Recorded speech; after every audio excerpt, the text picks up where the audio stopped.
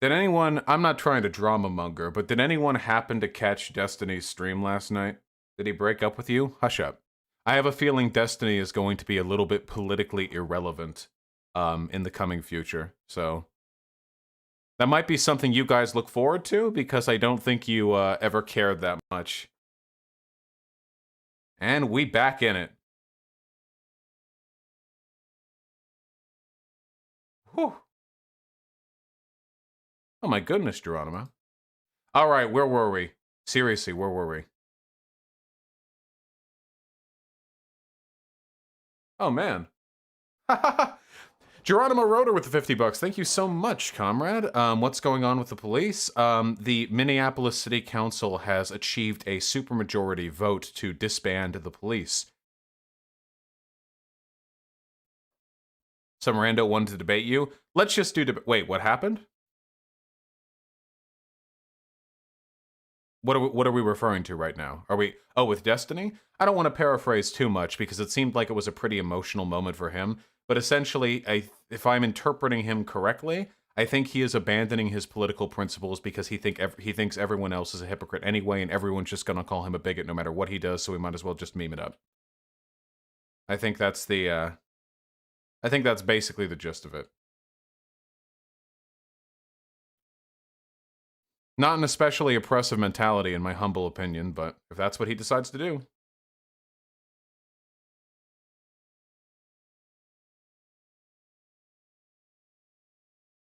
Go in.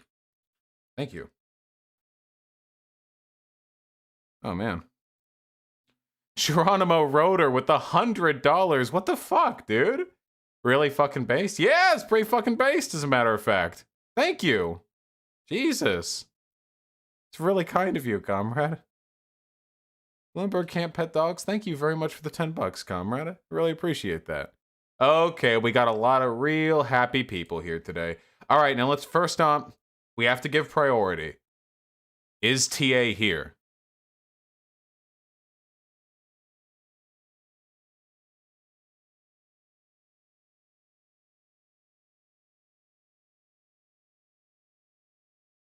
Where my TA haters at?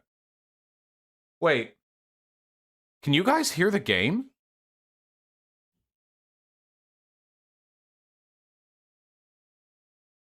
Have you ever been able to hear the game?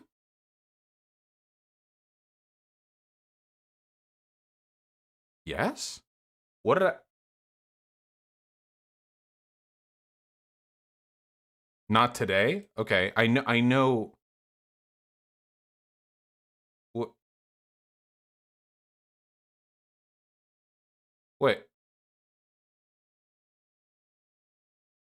Wait. Okay. Check text. First things first, I would like to like issue an apology for the Minneapolis thing. I told him to wait till Minecraft. So you're responsible for Chat's rebellion? I wasn't how do I like to put it? I want to issue like a formal apology for that. I did not tell them to do it there. Gotcha, alright. Well, I forgive you, okay? Yeah, they were just following orders. Alright, perfect. No, but can I say something to you? Like, before we start? Yeah, as long as you're not jerking me off. No, I'm not gonna jerk you off. But like, what I want to say is though, okay. Like the first time I heard about you, right, was from the Jesse Grant debate, right? Because I know a little bit about Jesse Grant. Yeah, it's pretty recent. Like, yeah, I heard about you from Jesse Grant, right? Because I know somebody who knows him, right? Mm-hmm. And like I only knew about you because of the whole like pedophile stuff that you already addressed that. And my reputation precedes me. Right. So I talked about that, and I was like, all right, I'm gonna check out his content because market socialism, all that. I was like, oh, okay, I'm not a fan of market socialism, and I looked into it. I watched some of your videos, right? And I'm gonna be honest, I actually grew to enjoy the content. For 2 days straight, I had been binge watching your videos, so it's great to talk to you. Oh, thank you. That did range towards jerking me off a little bit at the end. But I apologize. It's okay. I appreciate the context. But yeah, hit me up.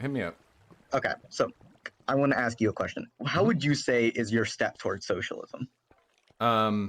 What do you mean by what is like the hammer strike that leads us towards the final moments, the revolution, or what do you Yeah, mean? yeah, sure. Like, what I mean, like, I heard that you use like you like to use market socialism as like a transitionary phase, but like it's not the end goal for you, right? No, no, not at all. I think it's a Okay. necessary prerequisite to future changes because I really like, oh goodness. I really like democracy, and my main Mhm. concern is that many people's route towards socialism seems to involve some sort of autocratic, like, you know, like the brilliant theory-reading communists need to lead the proletarian masses forward. I Oh, don't think that's very realistic, and there's never been, at least generally isn't, successful worker ownership brought about by those principles. So I think a good first step is making sure the workers control the means of production. We work from there. okay. Well, I'm going to agree with you there. I'm not a fan of vanguardism either. I'm not a fan of it. I think it degenerates revolution, and what is it? And it doesn't lead towards socialism. But my whole thing with market socialism is it maintains capitalist relations, and it what is it? Whatever it maintains capitalist relations and like uses like aspects of capitalism.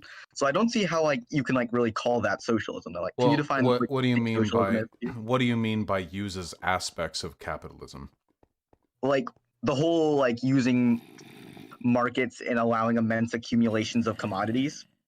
Well, markets will exist in any society. Even non-market based societies will always have a market element. It's impossible to eradicate that component of human organization from, you know, the world, which I think is wonderful. I think that markets can, in some selective ways, actually be quite helpful.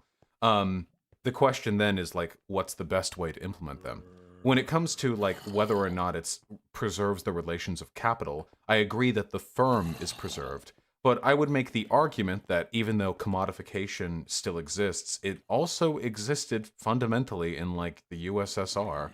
So whatever Mhm. threshold I'm failing to meet with my, you know, market socialism, I would argue we have already failed to meet that threshold in other societies that people tend to. Yeah, well, I would agree, but socialism has like never really existed, right? Because It's the like rumor. that's what do you mean that's the rumor? No, no, no, I agree, but yeah, You agree? Okay. yeah, I'm glad that we can agree that the USSR was not socialist. Can we agree on that? yeah. Oh yeah, yeah, of Okay. course, yeah, I would never. Okay. So what is it? You mentioned like the firms, right? But like the way I see it, right, the hell of capitalism isn't really like the like fact that it has a boss, it's the firm itself. I don't know if I necessarily agree with that. People have to work in. Now, wait, I'm not saying that decommodification isn't important. I, however, do believe that the hierarchy of capitalism is far, far worse than the existence of the firm. Pretty much everything in our society, all the power relations, are oriented not around the accumulation of capital, but around the ability for certain individuals to accumulate it to a greater extent and then use that power against others. That seems to be like the greatest evil, at least in my humble opinion. And I think that turning us away from that is a very, very important like first go. Okay. Well, I'm like an advocate of like communization, right? Mhm. Okay. And the reason I advocate communization instead of things like workplace democracy is because capital is like an organism, right? Every time something forms, capitalism takes time to develop antibodies against it. For example, syndicalism. It became workerist and like capitalist, and social democracy also became capitalist. The first Marxists, for example, were social democrats. Marxism Leninism was anti capitalist for a while and is now capitalist. Market socialism and workplace democracy have already been adapted into hegemonic capitalism. While, yes, workplace democracy is better than what we have now, it does not abolish capitalism, and we'll delve back into it. I'm for communization and establishing the conditions for socialism rather than the preconditions for socialism. I How do support unions against their struggle against capitalists, and I do support co-ops against corporations, well, but I unions reject those as unions don't revolutionary struggle tools. unions don't struggle against capitalists. Unions just Mhm. struggle for the workers. But if the unions could seize those means of production themselves, they would replicate the terror of the original capitalists. Unions aren't anti-capitalist. They're just Yeah, pro-workers of actually, I'm that glad that you business. said that because I was trying to concede to you, but this fact that you agree with like that, that's perfect. I agree with that. Yeah. So do you really think we can just like go like straight to communism? Like we can just jump that? Well, the way I see it is like birthing communism. I don't know how to explain this. Like birthing like the egg within capitalism itself. It's not like jumping like straight in, if that makes sense. Well, how so? What specific policies or actions would you take to bring about these changes? Okay, so we could achieve it by like changing the social relations within what is it? Capitalism itself. Like change like I guess you could say communizing the social relations. Sure, but how? What is it? What's an example? Like an example would be like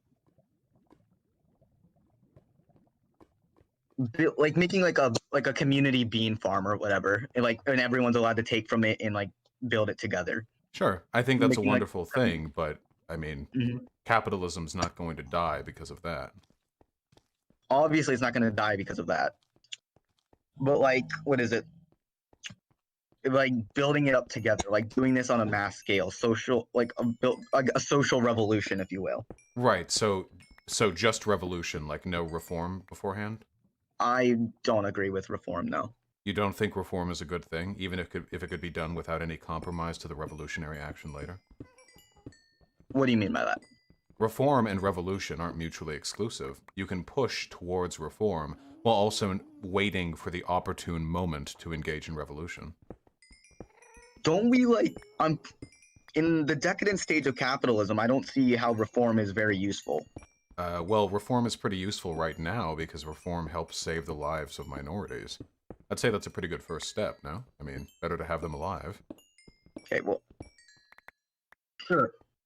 As a person of color, though, would you expect me to vote for Biden, who literally said that you're not black if you don't vote for Biden? Would Yes. you expect that?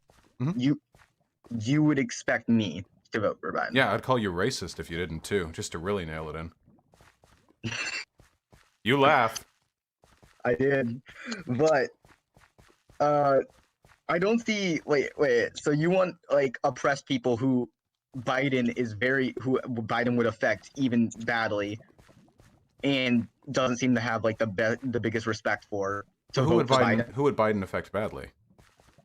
Okay, so what is it? Biden has had what is it?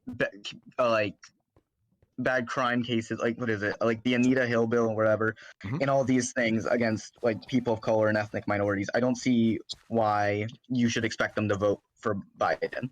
Well, why wouldn't they? Everything that Joe Biden has proposed, at least with regards to his intended legislation, is better for black people, trans people, everything, than what Trump would offer. It's better than the status quo, too. It's not like you have Biden will make it a little worse and Trump will make it a little... Well, you do have to pick between the two. Unless you think Howie Hawkins is going to win. You could just not vote. Sure, then you're deferring, you're being cucked by the system then. You're deferring to whoever wins the popular vote. That's not a choice.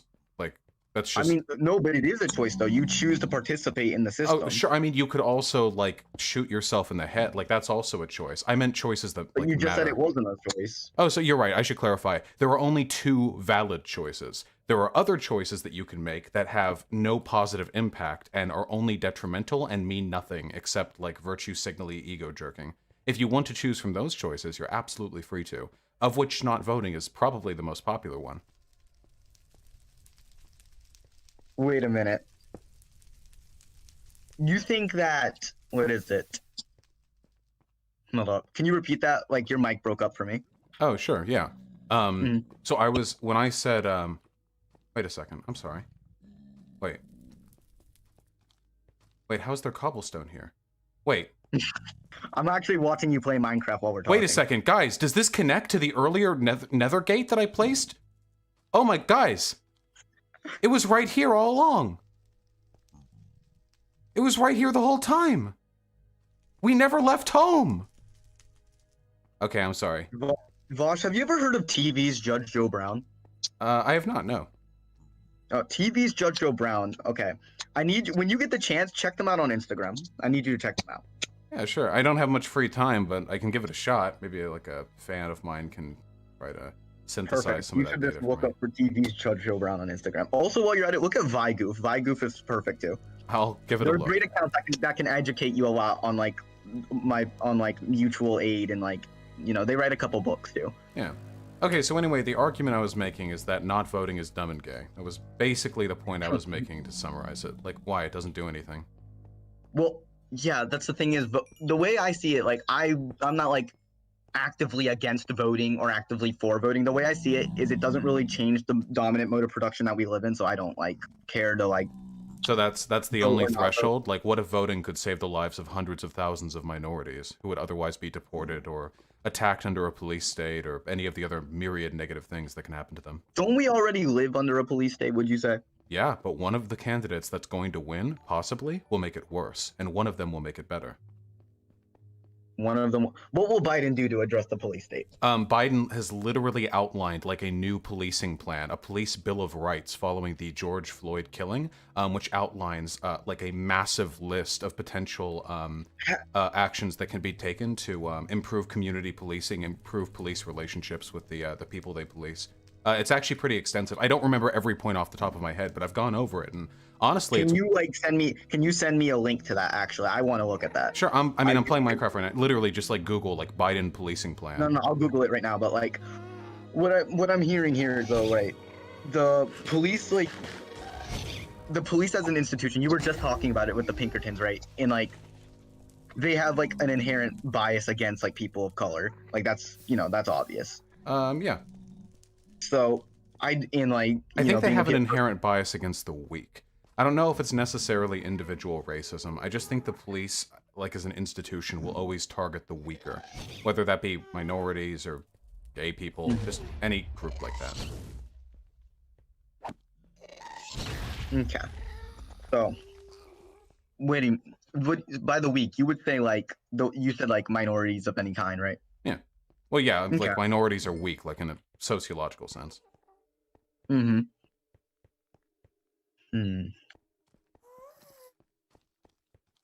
So like, I'm gonna Google this this like police bill of rights and see because I right now like knowing Joe Biden these might be half measures, but I'm gonna look at these and I'm gonna give them the benefit of the doubt. Sure, I mean you're going to call any of them half measures because none of them just abolish capital. So to you they will be half measures. But what they are undeniably is an improvement. And I'll look at these. I will be open-minded and I will look at these. I will be open-minded, putting all of these things aside. Yeah, sure. I mean, you're free to, but they are undeniably better than what Trump can offer. I mean, look at what Trump has been doing over the past 2 weeks. He's literally just been like an open dictator. He's been trying to act like one. From talking about getting extra terms, to joking about suspending the election, to talking about deploying the extreme and infinite power of the military against protesters, to clearing out peaceful protesters for photo ops where he poses next to the Bible. It's literally like, it's the phrase, when fascism comes to America, it'll be like carrying a Bible and wrapped in the flag, basically, or wearing a cross and wrapped in the flag. It's the phrase. It's Wait, I'm looking at these and like this just kind of like seems like empty rhetoric. It's preventing crimes and providing opportunities for all, eliminating racial disparities and issuing fair sentences, offering second chances. Yeah, like I said, this is just empty rhetoric. Like I said, you would dismiss it no matter what it would end up being. No, I'm not dismissing it just no matter what. I'm telling you, this is simply empty rhetoric. I don't see any like policies here. This is just rhetoric. Yeah, probably because it's impossible to know which policies are going to be most effective on a city-by-city basis. It's not like the president controls the policies of police stations. Those are done on a city-by-city level. Broad policy goals are the only things you can really do as a president. Unless you want to implement some, like, weird executive action. I'm not a fan of Bernie Sanders, but, I mean, he did have policies on his website that he outlined. This is empty rhetoric. Like, this isn't even, like, close to that. I'm not saying that Biden is better than Bernie. I'm saying he's better than Trump. Yeah, but you just said politicians don't usually do, like, what is it? Don't do, like, broad policy changes. No, with policing, they don't. Because police rules are dictated by like city councils and governors. Like, it's a city by city thing. The president can't say like, okay, Chicago, you're now wearing body cams. And it would be virtually impossible for the president to push for anything as drastic as like a national, oh my God, national implementation of a rule like that. So rhetoric is pretty much all you can get. Whereas Trump has openly advocated for basically every conceivable racist and biased policing policy imaginable to man. So if we're just talking, you know, preferences, I think it's pretty evident. Again, they're two sides of the same coin, though. I don't see what that's How? what you're like. This is what I mean. How are they two sides of the same coin? Because they're both capitalist? I mean, that's part of it. Yeah, that's definitely part of it. But again, remember when earlier I said nothing I said would mean anything to you because he's not full on abolishing? I told you. I'm not saying that. No, what I told you I was going to do is I'm going to look at these websites and I'm going to give them like the benefit of the doubt. And I looked at these with an open mind, and they were empty rhetoric. So they just let me down. Empty rhetoric is all you can do for police reform as the president, because the police doesn't dictate the policy of individual precincts. You're asking Biden to meet a standard that it is not legally possible for him to meet. It's not legally possible. We've had presidents that have done things that aren't technically legal. So you're suggesting that Biden, while running for the president, openly advocate for an illegal implementation of his executive authority to impose a national policing standard? You want him to advertise that he plans to do something unconstitutional? No, but I would like him to be a little bit more specific than like preventing crime and providing opportunities for all. I would like a little bit more nuance than that. How? Yeah. What specific nuance This would is you like to see? 1, 2, 3, 4, 5, 6, 7 words. This is 7 words. Is the entirety of his policing plan 7 words, or just that one? No, the one sentence that I just read out. Well, yes, some sentences have even fewer words than 7, so... Yeah, so what specific nuance would you like to see? I mean, I would like to say how he would prevent crime and provide opportunities for all. That's what I want. He can't implement policies. I didn't say implement policies now. I'm just saying what is it? Do you acknowledge the fact that the tone set by the president can have an impact on the general mood of the country and the policies followed on the state and city levels? Are you going to fall back on your optics argument again? No, nothing about this has anything to do with optics. So, for example, following Trump's admission into the presidency, the police have gotten more violent. The police have felt more comfortable engaging in violence against protesters. The reason for that is because it is a reflection of his violent and fascist rhetoric. So if we have a president in office who instead says stuff like, I want to minimize violent use of policing, I want to cut down on, like violent arrests, I want to improve the relationship between the police and the people, this would have the opposite effect, don't you think?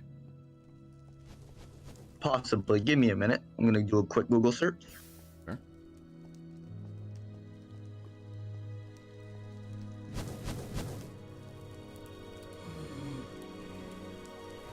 Guys, is there ever any Neverwort anywhere in this thing? I'm looking for Netherwort so I can do some brewing, but I don't see any Netherwort here. If I don't see any, should I just try to find a new...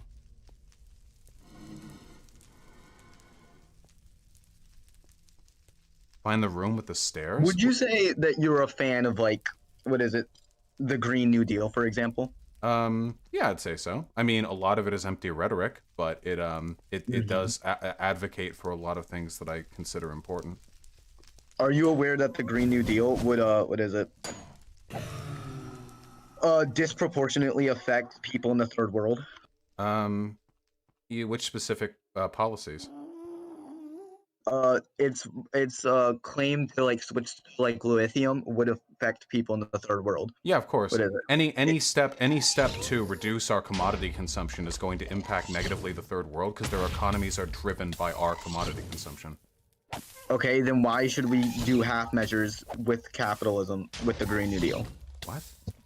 I'm not entirely sure what you mean. You just said, what is it? That our, what is it, reforms? Not here, our reforms. Any, like, hold up. Can you repeat what you said again so I can just make sure I quote you correctly? I don't know exactly. Give me the gist of it and I'll... Okay, so, like, the measures of, what is it, our climate or whatever for the Green New Deal. Yeah, it sets a good standard. Yeah, for... Yeah.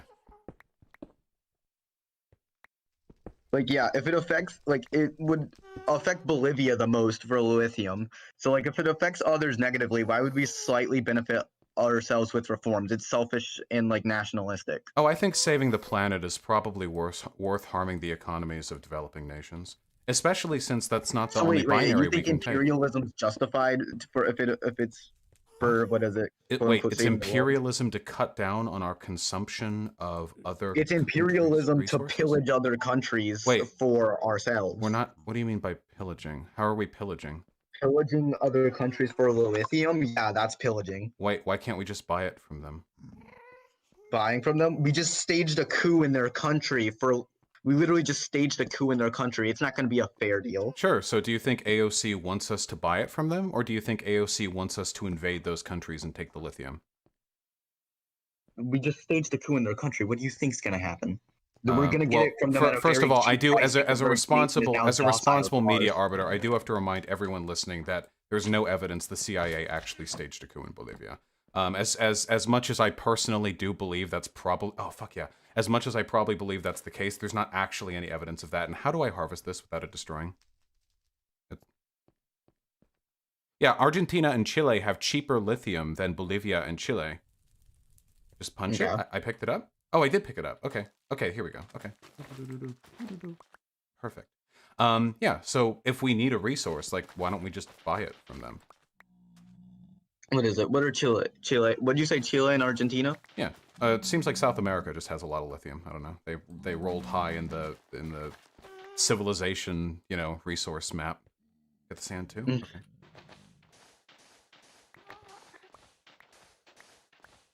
So yeah, why? So what was the point with the Green New Deal? The Green New Deal. What is it? Tell them what is it? It's an imperial measure. How? By needing resources, that's inherently imperialist? By needing resources at the expense of the third world, yeah, that's imperialist. How is it at the expense if we just buy it? That helps their economy, doesn't it?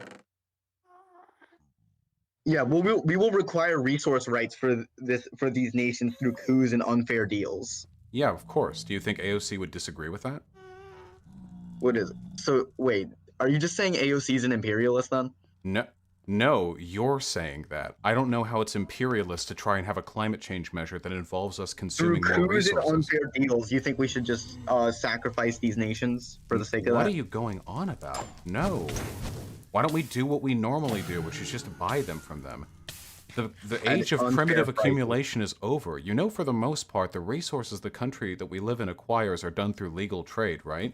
Like, when America wants more lithium, we don't go like, all right, time to just bomb Latin America until we get what we want. Like, the whole point of neocolonialism is that we try to install fascist or neoliberal regimes in foreign countries that'll be amicable to us with trade deals. Yes, which we have done. Exactly. So why should we take advantage of that? So wait. So you're saying we should never buy something from developing nations?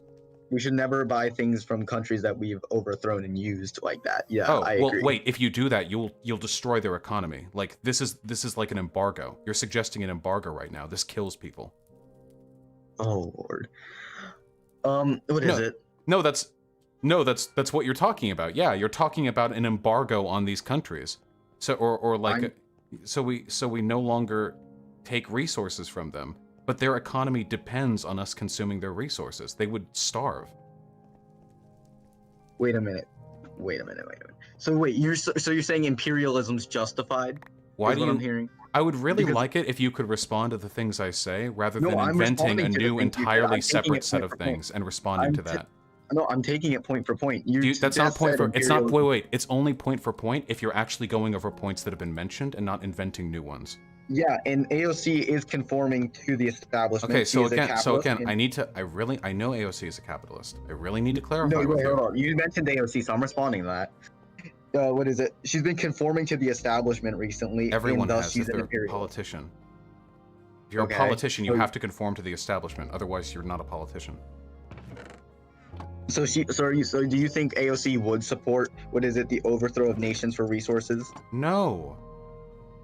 Why are Well, you just saying said she's that? conforming to the. You just said she'd conform You to the can establishment. conform to the establishment without invading foreign. Why is everything What does so the black establishment in and the white United to you? States- Wait, what wait, does the wait, wait, wait, wait, establishment wait, in wait. the United Why is everything so black and white to you? Like you seem to fundamentally not understand how to like impose nuance onto your political positions. So all I'm saying is the Green New Deal, if implemented, will require the accumulation of resources we can obtain legally through fair trade with countries that have been exploited by imperialism. However, in the current state of those countries, they rely on our consumption of their commodities, meaning this is something they would benefit from. Why don't we attempt to save the world via reducing our carbon emissions in a way which minimizes damage to the developing world by purchasing those goods that they need purchased on the free and open market, and then working with that? Why do you have to keep throwing in all these extremely hyperbolic claims of see, when imperialism, you think it's okay to exploit? Every alternative you've suggested would end up being worse for both parties.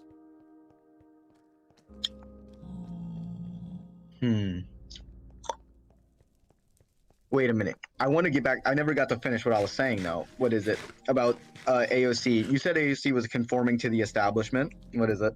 Yeah, I mean, she's a you have to politician. conform to the establishment to be a politician. What does the establishment in the United States do?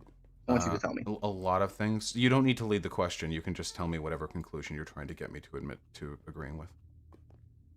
All right. Well, the establishment in the United States has for like years now been overthrowing nations and coups and doing unfair trade deals. And you admit that AOC, what is it, folds to the establishment. So why should what is it? Because she has made it less bad. Because the establishment would have kept doing those things no matter what. But now that she is there, she is doing more fair and less bad things. So are you saying just because AOC is a god, everything is going to go like it won't? That won't happen. Are you okay? What? I don't understand how any reasonable, intelligent person could interpret that from what I just said. So I'm asking you, are you okay? Are you having a stroke? That was a very strange thing to say. All I said was AOC's participation in the system is better than AOC not being in the system, because the system sucks either way, but AOC sucks slightly less. I have no idea how you got what you interpreted from that, from my statement. I mean, I've like, what is it? Yeah, didn't AOC vote for the military budget? Yeah, Like, pretty much everyone did. Is that disprove my point in any sense? Exactly, she's conforming to the establishment and being just as much an imperialist as the rest of them. So you think AOC is just as bad as every other politician? I think AOC is one of the politicians, and we should treat her as such. No, I do treat her like a politician. So again, do you think she's just as bad as the rest of the establishment? What is it? You know what? Sure. Yeah, she's just as bad as the rest of them. Oh, okay. Then I would just say you're probably delusional, and I don't know if I can like reach you with any of my arguments. If you actually believe that, then you're just not a rational agent. You're very emotional, though. You've got that one down on pat. You have very strong emotions when it comes to like political engagement. But this is what I mean. Like you're not going to accept anything other than like a full-on radical, like complete abolition of capitalism. So this is why you think reform is useless, because you're not like smart enough to discern the differences between like good and bad, unless the good is so good that it abolishes the predominant mode of commodity production on the planet. Like that's the only your like your contrast settings are turned so high, that's the only thing that you can see. And everything before that, like it's just like the same shade of gray to you. Okay. That's fine. That's not good. And other theorists, like Marx, didn't think that way. Wait, hold on. What did Marx say about reform? Marx and Lenin wrote extensively on the nuance of challenging capitalism through state work and through direct action, and the ways in which doing so can bring about benefits on the way towards an actual revolution. Wait, can you show me that? I've read all theory. Can you find me a passage from Capital that disproves what I just said? Oh, wait. You can bring it up. Well, Capital is not about reform. Capital is about critiques of capitalism. So here's a quick question. If Capital is about critiquing capitalism, and the critiques are that capitalism is bad in myriad ways, would it not make sense that it is good to address some of the bad parts of capitalism? I.e., if capitalism bad because of blank critique, addressing blank critique would be good. So wait a minute. Wait. Okay, I'm asking you a yes or no question. No. It's a very no. I'm gonna give you your answer. If in Capital Volume 3, for example, he talks about what is it? He talks about the falling rate of profits. We're going to use reform to bring up the falling rate of profits. You just mentioned one. I notice your discomfort with the question I asked because you had to run to one of the most extreme and intrinsic elements of capitalism. I know I'm doing exactly what you asked me to. No, I asked you to find evidence. I asked you to find evidence of Marx not believing that there can't be changes made to systems within capitalism. I mean, you're the one who said Marx believed this, so I mean, you made the claim. Yeah, I've read all theory. Can you find something that disproves it? You've read all theory. You do realize your positions here are maddeningly dumb, right? So here's an example, okay? One of the bad things about capitalism is that it brings about a difference in political power between the proletariat and the bourgeois. Do you not think that campaign finance reform, which would limit the extent to which wealthy people... Why are you pivoting away from what you said about Marx and Lenin? I want you to show me the quote where you said it. Wait, I already told you you have to find the quote. I'm directly illustrating the point. You just brought it up to me, so aren't you the one claiming it? So shouldn't you have to say it? No, you should know all theory. If you wanted to defeat me in the free marketplace of ideas, you should have had this ready. I should know all theory. Yes. Oh, okay, hold up. Let me just go to the theory store real quick and buy a bunch of it. You go to a store for your Marxist theory? That's right. I wouldn't... Yeah. That's all I need to say. Hold on. So, again, one of the... I'll rephrase it, because you're very fond of not answering my questions. You're being incredibly dishonest here. You're just pivoting around because you don't... No, I'm asking you... Can I ask you a direct question that is essential to the point we are trying to get at?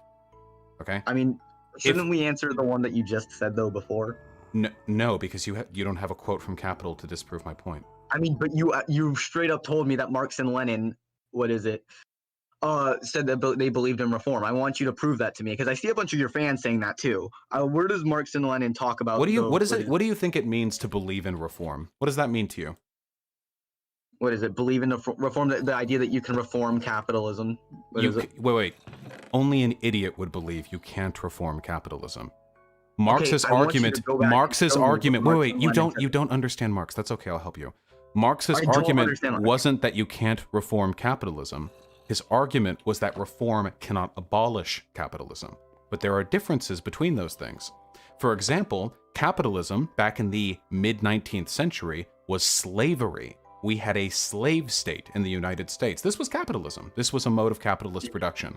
By abolishing slavery, we made the capitalist system we live within a little bit fairer, and thus, through reform, did manage to implement a positive change in the mode of capitalist production. Do you disagree with that? Do I agree that the United States had some sort of slave state? Sure. Wait. That's not what I asked you. Was abolishing slavery not an improvement to American capitalism? I think it was an improvement to the material lives of people of color and anyone else who was a slave. So I'm asking you specifically, do you think slavery and its abolition improved the material conditions of capitalism? Was this an improvement to capitalism? Sure, that was an improvement to capitalism. Okay, I agree. So, the abolition of slavery was a legal decision. Now, the Civil War was involved, but a world could have existed in which a war was not fought over slavery. In fact, slavery was abolished in the North without fighting, meaning that it was the legislative action of people who had been elected to their positions, which then, through legal reform, improved capitalism. Other countries did the same. England got rid of their slavery. They didn't have a war over it. Mm-hmm. Okay, so so we can improve capitalism through reform, yes? Okay, but I want you to you keep running around to different points of where the Marx and Lenin quotes come from. I'm literally gonna sit here and I'll keep asking you until you can show me where these Marx and Lenin quotes are. I understand that you're trying to do that, because you understand that not engaging with the argument is the only possible way you can save face here, but it's not going to work. Save face? No, Yes. I don't need to save any face. I need you to show me where it is, because you're being quite dishonest. How? By just saying Marx and Lenin agreed with this and then running away from that. Wait, do you think Marx would disagree with what I just said? Do I think? I'm not sure. I want you to show me the quote where he would agree do you think? with it. Wait. Do you think Marx would disagree with what I just said? What, that slavery changed American capitalism? No, that the abolition of slavery was was an improvement. The abolition of slavery. Yes. I mean, sure, it changed American capitalism. Yeah. Wait, did it improve? Wait, you keep saying changed. Are you racist? What? Wait, you keep saying changed. I'm saying it improved capitalism. Do you think it was like a neutral change? Like a neutral change. This is... Are you an alt-righter? Okay, well, again, this was done when capitalism was in its ascendant phase, not its decadent stage. Wait, are you an alt-righter? What? Was abolishing slavery a good thing to you? How am I an alt-righter? What? Wait. Can you just answer questions when asked instead of posturing? Do you think abolishing slavery was a good thing? Yes, I think abolishing slavery was a good thing. You say that sarcastically, but you walked around that for quite a while before finally committing to that position. So wait, hold on, just to like peek this out. You're accusing a person of color of not wanting to abolish slavery. No, I'm asking you because you kept saying that the abolition of slavery changed capitalism rather than improving it. Okay. It changed capitalism, yes. Did it improve? Wait, are you doing this on purpose, or are you too like thick to not understand what you're? I don't see. Wait, so you saying capitalism wasn't changed at all from? It was changed, and it was also improved. Yes. What is it? Okay, wait. This is a yes or no question.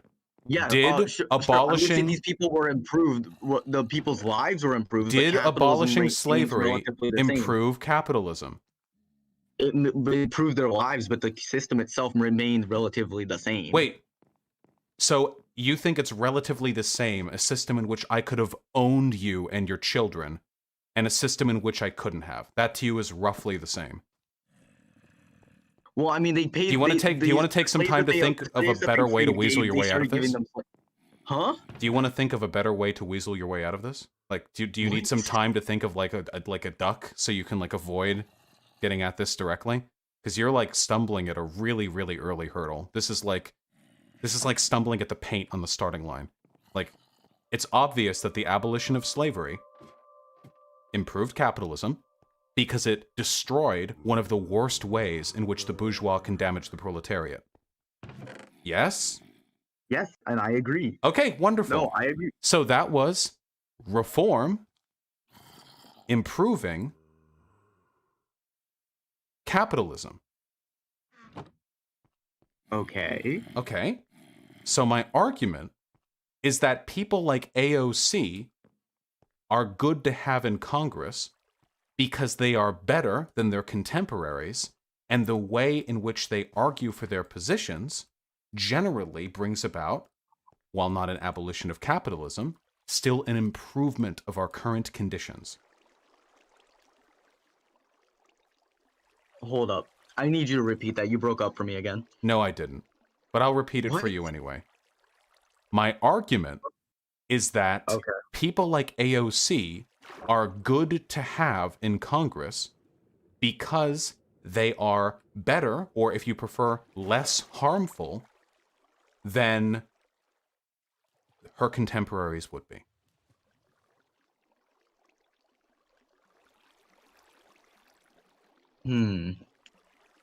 So wait, so you think that, slavery doesn't exist in the United States anymore? Chattel slavery does not exist in the United States anymore, so as it existed. Have you actually bothered to read the 13th Amendment? I am perfectly aware of what we do right now to prisoners. That is better than what we used to do to you. I notice you sidestepped this again. So you think the abolition of slavery did nothing for slaves in the United States? Would you like to reinstate? If it's all the same, yes, who aren't slaves. A slight improvement on their current or their previous condition. Okay, this is a very like mediocre, minuscule like Oh, wait. improvement. If you want, I can like DM you my address and we can get you a collar. I mean, if it doesn't matter that much to you whether or That's not kind of slavery Are you exists. really into that? No, that's okay. If you don't really mind that much whether or not chattel slavery exists in the United States, I say you should live by your principles, my dude. You can head on over here. It's cool. I've got a long-standing family history of being white, okay? Maybe we could return back to our roots. I mean, it doesn't matter. Capitalism existed in 1850. Capitalism exists today. What's the difference, right? Oh, I don't know. Okay, well, I do consider like, you racist, just so you know. The you blatant consider me racist disregard, also. the blatant disregard that you feel for like the lives and the well-being of like people of color, it's insane to me. Like the fact that you could so severely minimize the improvements that have been made, it's actually like disgusting. I hope you don't consider yourself a socialist. I hope this was just like a devil's advocate thing for you. Because no socialist worth their salt would ever disregard improvements made to the lives of the workers so substantially. Okay. Well, basically, shout out to Vigoof and TV's Judge Joe Brown. Later, I have to go eat dinner. All right, have a good one. You too, Vaush. Anyone who thinks I was being mean to that piece of shit can stuff it. Holy fuck, that guy was insufferable. Literally, like, can't even admit abolishing slavery is a good thing. Jesus Christ. I can't believe these people, dude. They're so... This is what I mean by, like, the Chapo brain. Like, they're so committed. They're so committed to never acknowledging the possibility that reform can be valid that they will deny like the most obvious historical reality imaginable. Vaush has gotten good at controlling his tone while heated, only if you count like joking about enslaving a black guy while mad as not being heated. I thought that was funny. I don't care. Oh, I've read the stuff from Marx and the Future reference on reform, yeah. I sound like an enlightened centrist? No, I don't, Libraven. Believing that abolishing slavery was a good thing is not enlightened centrism.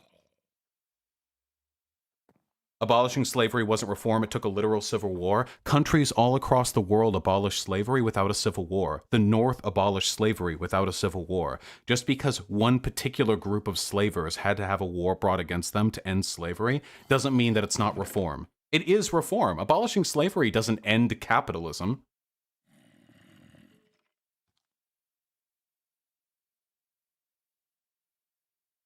The tangent about Marx and Lenin was kind of cringe, though. No, it wasn't. Marx literally sent a letter to Abraham Lincoln thanking him after the slaves were freed. Anybody who thinks Marx and Lenin didn't believe reform could do anything is an idiot who has never actually read anything they've written. Did he? Yeah, he did. Yes. Because Marx wasn't an idiot, and he recognized improving the lives of workers was still valid even if capitalism still exists. What idiot? What idiot wouldn't believe that? Like, who would ever, who in their right mind, like, guys, you know Marx was smart, right? He wasn't, like, stupid. So yeah, of course he believed that. Are you gonna clip this and post this on YouTube? What would the point be? Nobody learned anything. Why didn't you bring up the letter when TA asked you for evidence? Because no evidence would have been good enough. Are you kidding me? That guy was operating in bad faith. You actually think I'm going to get into, like, a citation war with somebody who isn't providing any arguments on his own?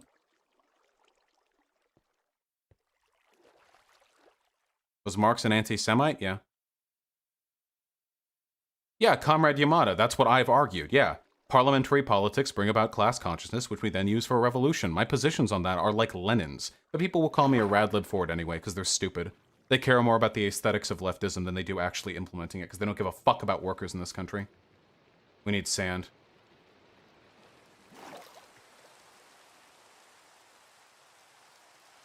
Marx was a little anti-Semitic, I think. I think he had like a Jewish family or something that he had a bad relationship with.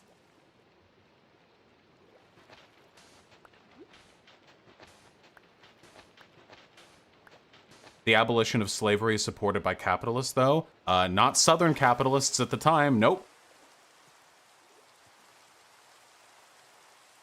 Also, it doesn't matter if it's supported by capitalists. Guys, I can't believe I have to say this, but we don't support socialism because it upsets capitalists. We support socialism because it makes workers' lives better. if abolishing capitalism ended up making capitalists happy, it would still be a good thing. What is this argument? Like, well, slavery didn't make capitalists angry. Like, okay. Wouldn't it have been better to try and give him the citation so he would deny it? It would probably make you look better. I didn't remember it at the time. Jesus Christ, you people are so, skeptical.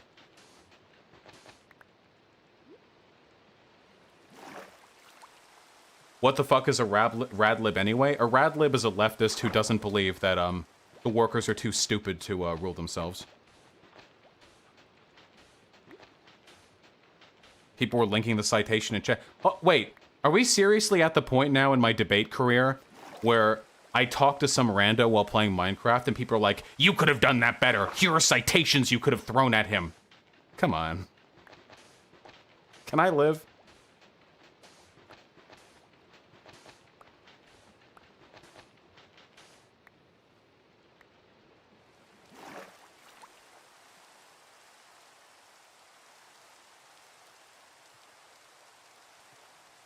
Wouldn't capitalists supporting it mean it was a good reform of capitalism? No.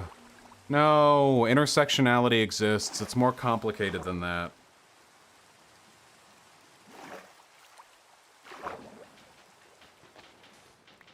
What if the abolition of slavery is a step against capitalism, but it's still supported by some capitalists because those capitalists just have a conscience and don't like hurting black people?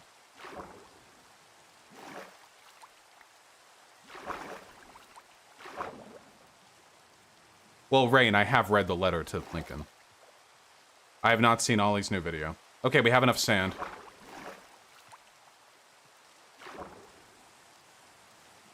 Alright, where is the... Oh, it's down here.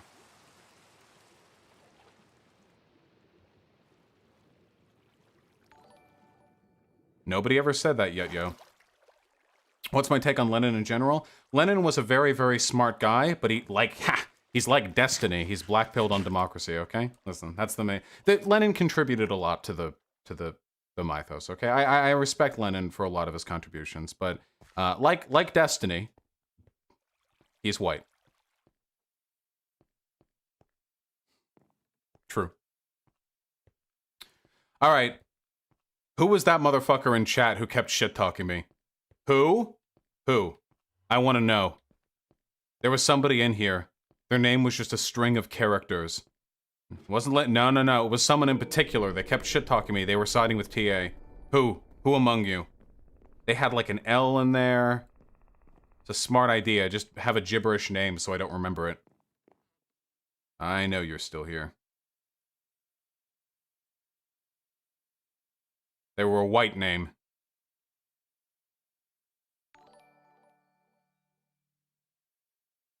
What about Daddy Trotsky, though? I don't know much about Trotsky, to be perfectly honest.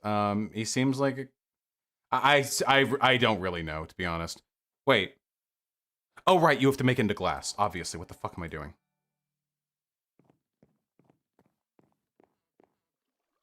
Yeah, very true, Wesley Allens Williams. But fundamentally, from within, like, the prospects, like, globally, it was reform. Oh, man. Oh, yeah, it was Suggs Good. Happens when DRC pulls a comment by an reinstitute. I'm pretty good. So I just want to apologize in advance. I've got some pretty bad anxiety, so this is kind of like public. Oh, that's okay. I'm looking... Your anxiety actually isn't the operative issue right now. Your internet seems to be cutting out a little bit. Oh, does it? Okay. Well, it sounds maybe a little better now. Are you on a phone or a computer? Yeah, I'm on a phone. So my family's pretty loud, so I'm in my car right now. Oh, well, howdy. And I'm on a Sprint LTE, so it's pretty bad. Gotcha. Well, I can hear you just fine right now. Hit it up. Okay, awesome.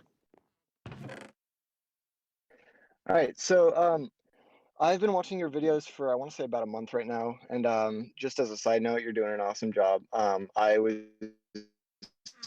headed down a pretty ANCAPy lane, and you gave me some pretty bad whiplash to the left. Keep it all. Curious about some questions regarding gender theory and transgenders in general. So just to clarify, your definition of gender would be the behaviors and attributes, or I guess you could call it like the culture associated, at least currently, what is assigned to each sex as a role they have in society. Yeah, so there are two things. There's gender expression and there's gender identity. Fundamentally, gender like broadly refers to the socially determined or socially oriented characteristics that are associated with one's sex. Fuck, what was the first thing I was saying? Sorry, my brain's farting right now. Gender presentation. Gender presentation is about sort of meeting those expectations or about defying them. It's about your relationship to those expectations. Whereas gender identity is like you're like privately, internally, like how you choose to identify, which is usually a reflection of the way in which you want to be treated and the way in which you relate to those expectations. Okay. I think that might actually begin to answer the question I had. So, I actually have a personal anecdote for this. My ex-girlfriend transitioned to, I think, a guy their preferred gender identity is, but it's either a non-binary or a man. Mm-hmm. But the point being, I ended up catching up with them at some point a few months ago, and they were talking about how they choose not to dress up as how a traditional man would. So they don't try to grow a beard or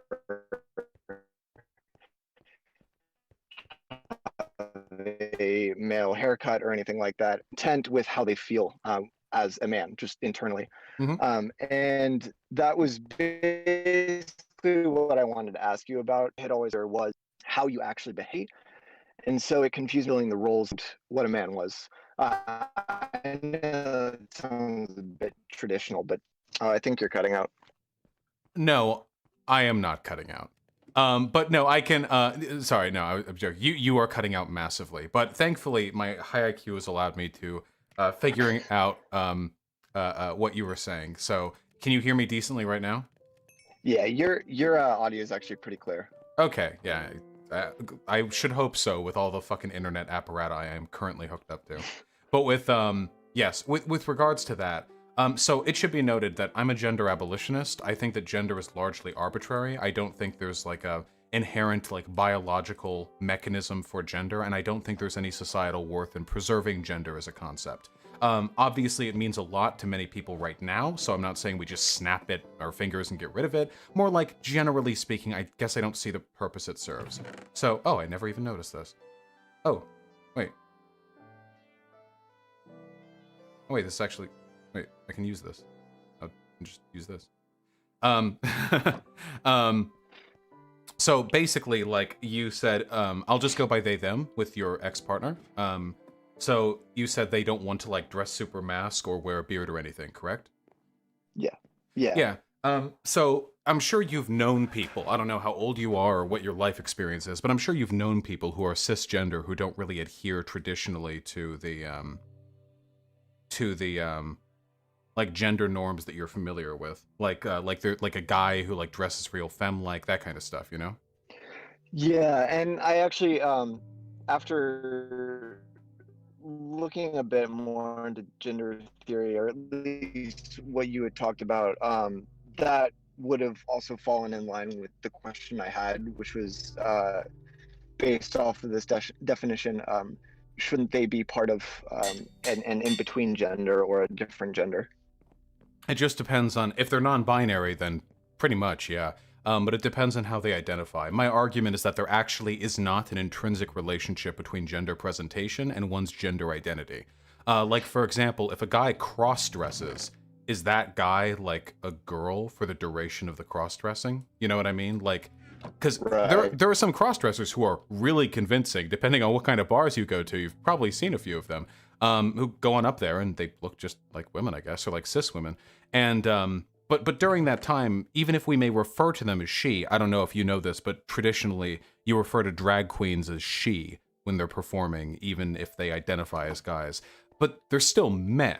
If they identify as men, fundamentally, and many of them take the wig and the makeup off, and then they go back to looking like pretty masculine guys, honestly.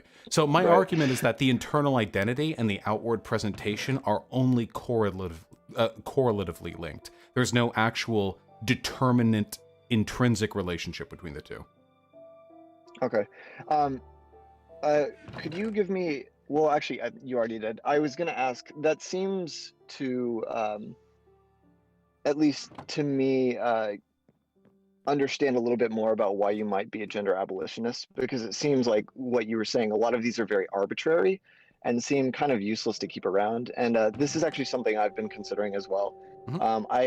I don't think that I can call myself informed enough to come to a what's the word? Keep my integrity and come to a conclusion just yet. But I think gender abolition is something that I would look into for the reason that you mentioned, basically. Yeah, that's actually very helpful. Thank you. Yeah, of course. Yeah, absolutely. And Pog to you as well. No, I agree. I don't think there's anything wrong with like for instance, I'm a pretty masculine dude myself, or at least I've been told I am. I assume I am. And if for me, it's something that I like. I enjoy presenting the way that I do. But I think, like, do I enjoy presenting the way that I do because this is truly, genuinely a reflection of my desires? Or is it because I'm happy that I can conveniently fit within society's expectations of how I should act, while also looking a way I'm comfortable with? If there weren't those expectations, it's entirely possible I would enjoy looking or acting a different way, but I would never know because my understanding of myself is colored by what other people have expected I be. I just want people to be able to, I guess, in some sort of radically liberal sense, live out their lives in whatever way they want without living as slaves to preconditions that are associated with, like, the genitalia they were born with, you know? Right. Yeah, it seems like there's almost a bit of irony when you get to the extreme of gender abolitionism, and that it kind of becomes kind of like what the conservatives initially say, which is that sex is all that matters. At that point, and if you don't, then sex would be the only defining feature of male or female, or just separating about halfway human beings. Yeah, that would be like the gender essentialist perspective, I guess, that'd probably be that. Which is, funnily enough, what J.K. Rowling was just tweeting out about. So, you know, it's a pretty common position. I think a lot of people are just really, how do I say this without sounding really condescending? Because I'm not trying to be. I think some people are really uncomfortable exploring their identities in a radically free way, so they take solace in the alignment of their appearances and behavior with social expectation. That the strongest people, and this is just my opinion, that the strongest people can find ways to carve out comfortable identities in the absence of social expectation, whereas some people's comfort can come only from adhering to what they've been told is just, or legitimate, or traditional. Yeah, and I could even I couldn't agree more.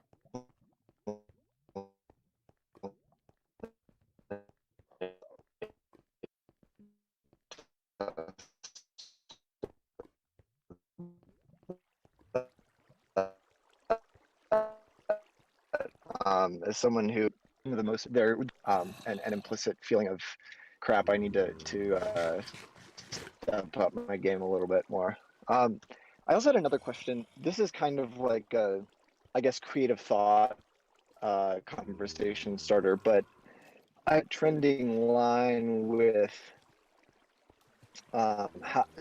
different kinds of revolutions and it's people more and more are wanting what could be abstracted as collective ownership of affectation effects.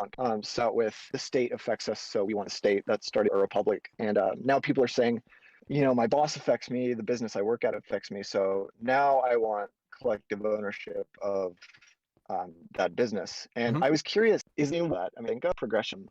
I'm not a historian, but probably back in the days of Marx, people couldn't even fathom the ideas that businesses, that private property could be something that needed to be controlled because they weren't harming anybody and they could see them as being harmful. And I didn't give rise to anything else that would grow to be too big. Well, democracies only really arise in the I guess with the existence or potential of hierarchy. The concept of a democracy probably wouldn't have really been very relevant back in our tribal days, for example, because back during that point in time, the commonplace, the commons were so meaningfully and so collectively wait, what? Why am I throwing them? Oh my god. Okay, wait. They're all individual. Sorry, just Minecraft nonsense. I thought they would stack. Um, um, anyway, the point that I'm trying to get at is that I think that when we ask for things like worker cooperatives, what we're trying to return to is the commons. Because back in our tribal days, and back, in fact, during medieval villages, that kind of time, back during those points in time, the relationships that people had to their work was very meaningful. If you were in a tribe and you were like the Fletcher or the leather worker, that was your shit. You owned that, that was yours, and people relied on you for that. It was meaningful to them, and it was meaningful to you as well. But nowadays, everyone just kind of shuffles around, and like, you have this job, you work like a cashier, and then you bounce around, and maybe you get work here as a manager, and then you do this and that, and it doesn't give people, I think, the same meaningful relation. It's what we call alienation. And I think that worker cooperatives are a positive step towards that. I'm sorry, I don't know if that's a direct answer to what you asked. No, I think I understand what you were getting at. Yeah, and I can't remember if this was you that said this. I heard this the other day from somebody who's talking about how the advancements in technology can give rise to new kinds of politics that we'd never before been able to conceive of. Was that you? Yes. Or maybe you said that. I am certainly of that opinion. Yeah, and I was curious if that was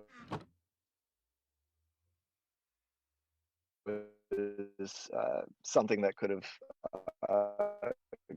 caused a new progression. And actually, I think that would be true of socialism as well. I seen the show or heard of the TV show Upload. It's a fairly new show. I'm afraid I have not. So it's basically about, it takes place in 2033, and it's basically about people being able to upload themselves into a computer and have a virtual afterlife where they live for eternity.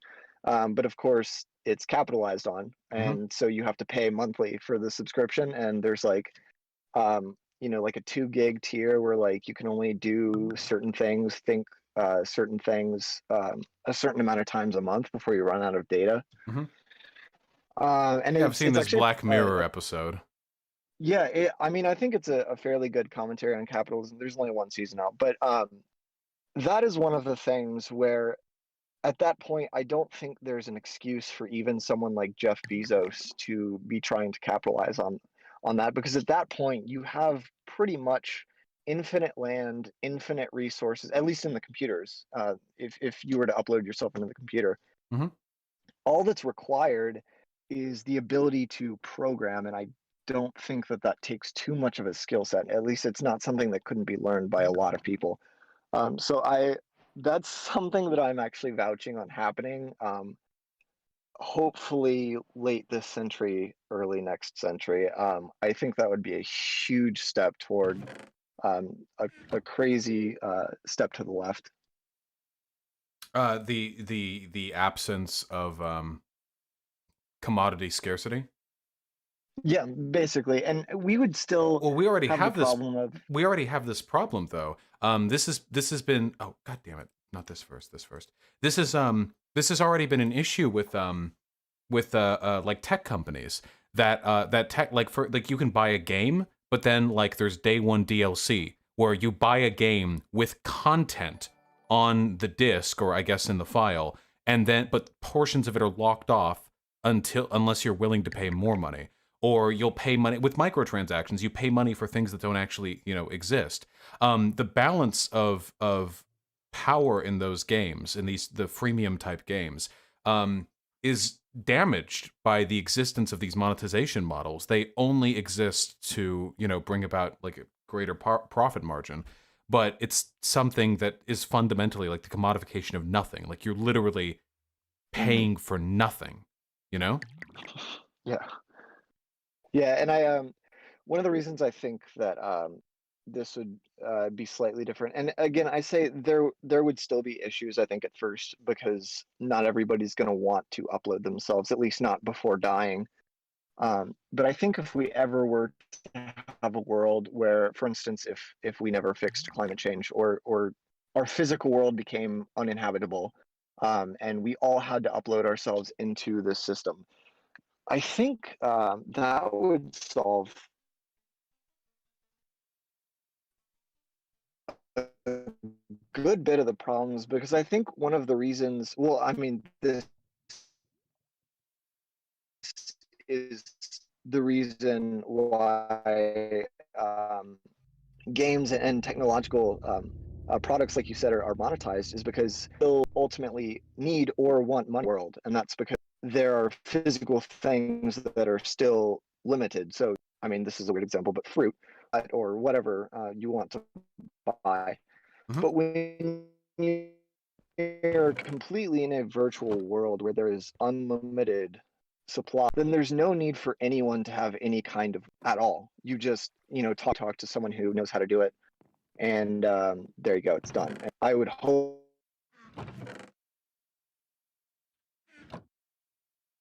that we could teach people to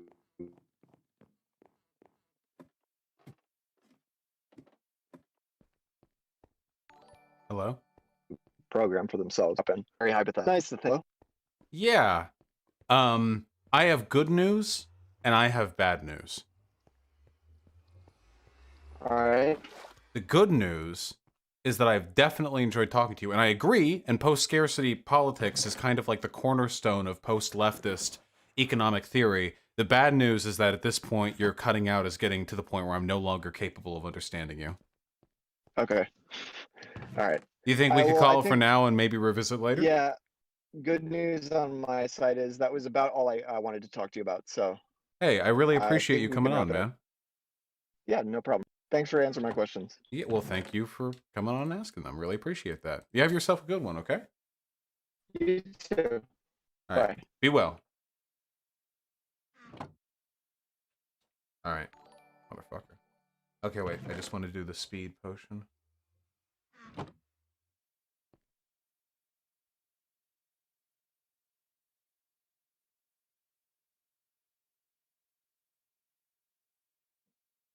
Dun dun dun dun dun. Toss a coin to your stream. Ma! How's everyone doing today? We sure are over preparing for this end dragon fight.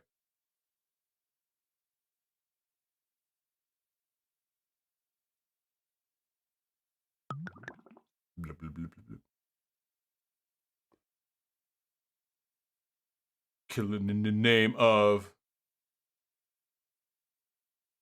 Here's somebody saying they're a fan of Actual Justice Warrior. Absolutely. Give me the conservative arguments. Give me the conservatives! Fuck you, I won't do what you tell me. Fuck you, I won't do what you tell me.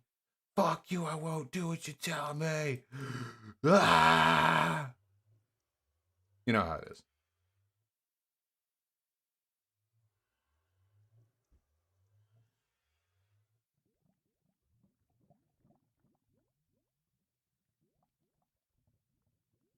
They're calling Vaush racist on Instagram now? Wait, who is? Wait, is somebody calling me racist on Insta? I love it when people call me racist on Insta. Terraria after Minecraft? Maybe.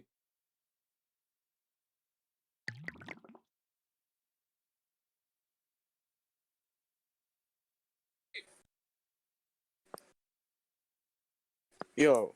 Howdy. Hello. Hey, how you doing today? I'm doing great 24/7. How about you? Pretty good, pretty good. So, Wait, did you read the DM or did you call me? Because I was in the. I read was in the the, DM. I just called because Oh, okay, you did. yeah, sometimes people bounce around the Discord. I don't know why, but yeah, what's up? Yeah, so I'd like to. I did watch the debate with AJW, and honestly, I think I kind of blew him out.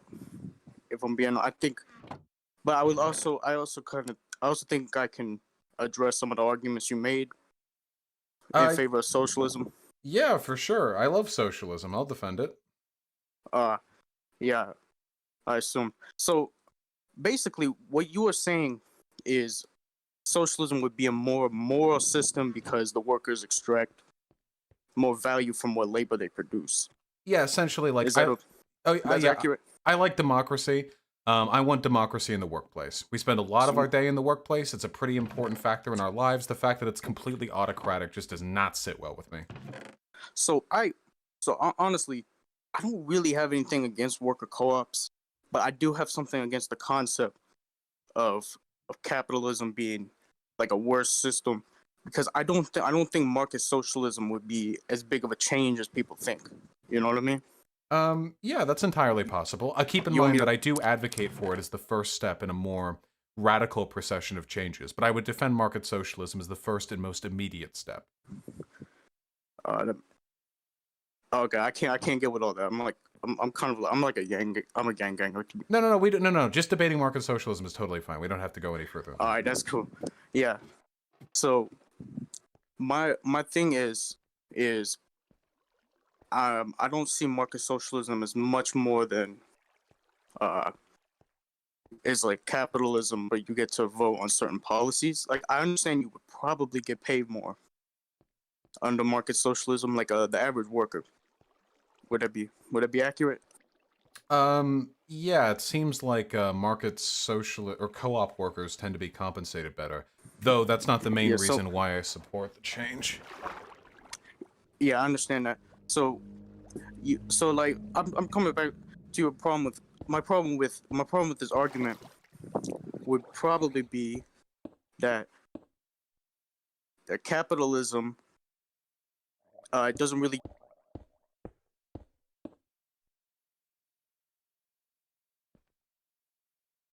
Doesn't really what? You cut out. Hello?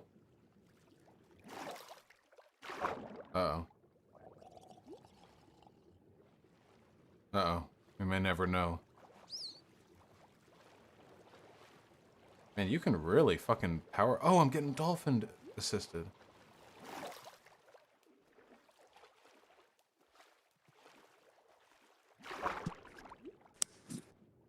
Hello?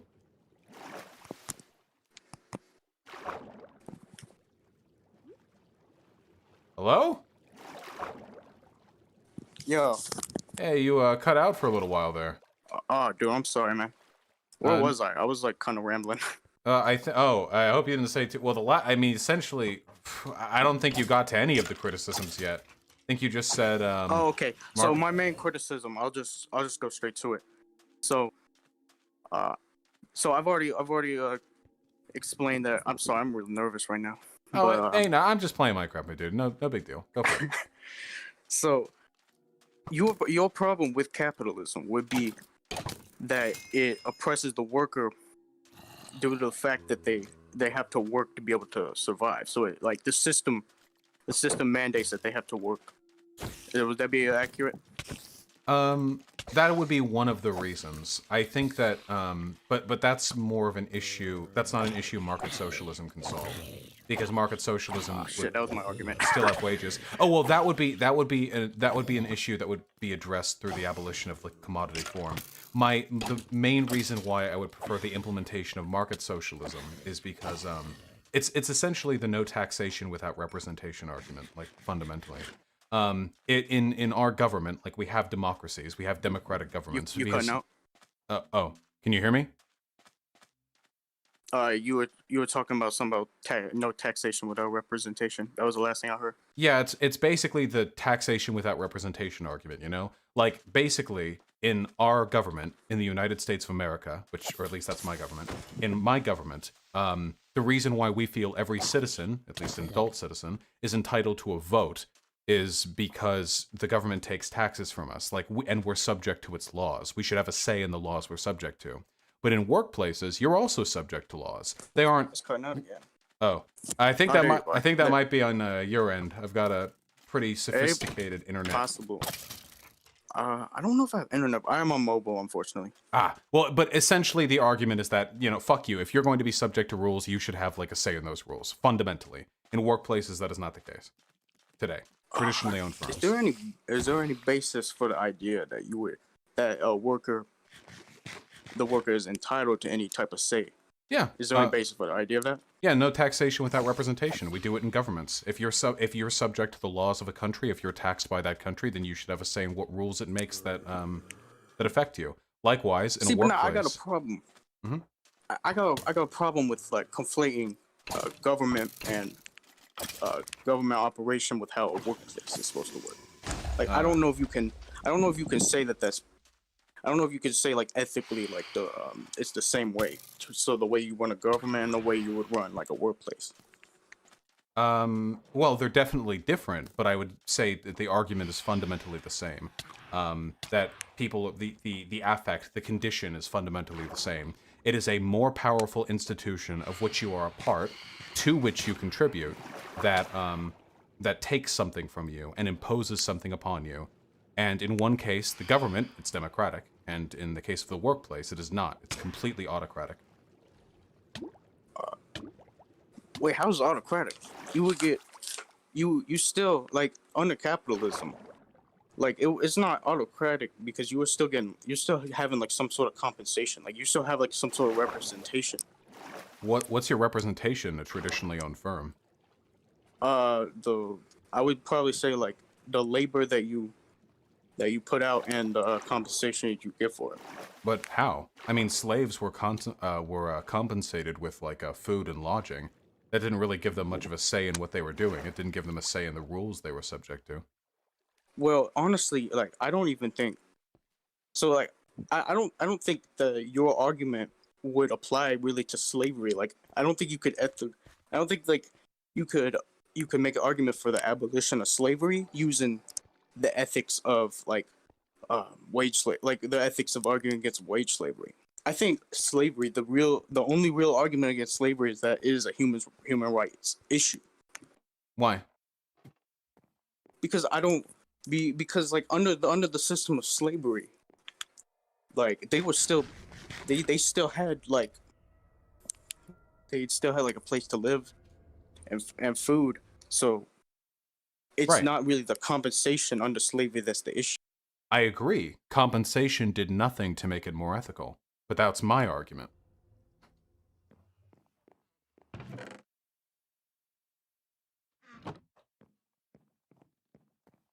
Hello? Uh-oh. Yo. Hello, welcome back. Alright, where was I at? I said, I agree, compensation does nothing to make the system more ethical. But that's my argument. Wait, so how does it defeat my argument about how capitalism is still ethical? Because you were arguing that the representation workers got in traditional firms was meted out in their compensation. But my argument is that compensation doesn't actually change the power relations. It doesn't make it any more ethical. Slaves were compensated too. Not monetarily, but they were given food, obviously. And they were given lodgings and sometimes even medical care. But that didn't mean they were represented. It just means that they were being given what the slave owners needed to give them to preserve the relations of capital. The same happens today. The only reason workers are paid today is because the workplaces have to, or they don't get the labor. But that's not representation. That's just them fulfilling the bare minimum to exploit a person. Okay, that makes a little bit more sense. I would still argue that there is a huge difference between the compensation you would receive under wage slavery, as you call it, and like legit slavery, like back in the 1700s and stuff. Oh yeah, still totally, yeah, of course. Modern wage slavery is a hell of a lot better than chattel slavery, 100%. I just argue it's kind of like a lesser version of the chattel slavery. We get paid now. We're not treated as badly. There are worker protections, and we get to pick our master. But that's pretty much it. That's pretty much it. Fundamentally, you're still kind of owned by someone. Not in the way it used to be, but in a different way. Fundamentally, you aren't really given the power over a workplace that I think is fair. Like, why do you think slavery is unethical? I think it's unethical because the slave did not consent to be in the position in which they were put in. Does that make sense? Yeah, of course. And that would be my, like, if I was like an abolitionist or something. Well, I'm black, so I don't know about that. But like if I was like an abolitionist back in the day, I'd probably like say that. Okay. How would you feel about a system in which slavery still exists, but you got to choose the master? I see the argument you're trying to make. I know. And you can criticize it. I'm just saying, like, this is like the line of logic that I would go down. Like, what if you could just choose the master? You know? I think that's a bigger deal than you're making it. I think being able to choose, like ultimately your path in life is somewhat like constructed by the whatever career path you choose. So I think being able, like, you can say it's like a slave master, but being able to choose in this instant, I guess, as you're saying, a slave master, being able to choose that is a pretty big deal. I would agree, it's a big deal. As opposed to. Yeah, as opposed to being, as opposed to just like being forced into one. But if we had a system where you're like black and you turn, I don't know, you turn 8 or whatever, and well, it's time for you to choose, and there are like 8 slave masters in your town, and there are some elsewhere, but you'd have to move away from your family. And all of them are varying degrees of horrible. I mean, some of them are worse than others. None of them are good. Do you think that would be like an ethical system? What you just described, I think, is a bit simple, but I think, no, not exactly. I think that's a simplified version of what modern capitalism really is. But what remains that's unethical? I guess the fact that they're slave masters, like they're like literal slave masters. Okay. What if the... Okay, I agree. What if the slave masters were we update the system? It's no longer a slave master. You still have to go there, and you still have to live on the house. You're not legally owned by another individual, but you have to work. Let's say 60 hours a week. You're compelled to. You have to. There's punishments if you don't. Like, you'll be whipped if you don't work. But you're not legally owned, so it's more of a sharecropping system. But you still have to choose one from amidst those in your town. Do you think that system would be ethical? Shit, ain't that feudalism? No, I don't think that's ethical. What remains that's unethical? You're no longer being owned. What remains? Probably getting whipped. Okay. I don't think you should have the right to attack workers. Like, that don't seem right. Okay. That's fair. What if instead of being whipped, they just stopped, kicked you off their plantation? So you could no longer work there, but you no longer benefited from the provisions they gave you, the food and the housing. Shit, I guess you gotta find a new farm to go work at, right? Right, where you have to work 60 hours a week or be kicked off and have to do it over again. Okay, but I think you could be missing something. So in this instant, working 60 hours a week, I think that's just part of life. If you're in this like time period or like whatever like hypothetical this is, like, I think having to work 60 hours a week is just, part of life. So you gotta just kind of deal with it at that point. Okay. What do you mean by a part of life? Slavery was a part of life back during like the time of the slaves. I think slavery was inherently a human rights violation, where I don't think that this hypothetical you're giving me is like inherently a human. You know what I mean? Yeah, then it doesn't really have anything to do with whether or not it's a part of life. It's just about whether or not you think it's ethical. So with the 60 hours a week thing, it's not that you think that's just a part of life. You just are of the opinion that it's fine to have to work 60 hours a week or starve. Let me tell you that I think like changes should be made in this hypothetical. Changes should be made to make it so where people don't have to work as many hours a week. But I don't know if like restructuring how the workplace functions is the change that needs to be made. So I would say like, Why not though? Don't you think it would be nice if people had representation in their workplaces? I think it could be, but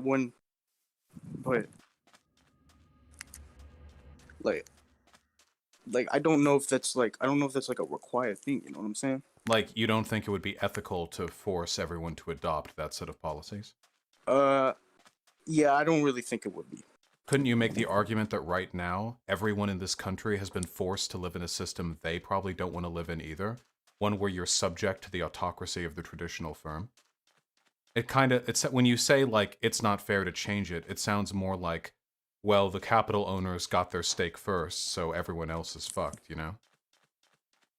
You cut out in the sentence you were talking about, well, the capital owners, and you were gonna make something. Yeah, so my argument to that would be, aren't there not tens or hundreds of millions of people in this country who are, who would probably benefit from or prefer collective ownership? The data seems to suggest people do benefit from collective ownership. If that's the case, then how is it unfair for us to change the way things are? Isn't it a policy of the government to try to allocate resources and set laws in such a way as to make the greatest number of people happy as possible?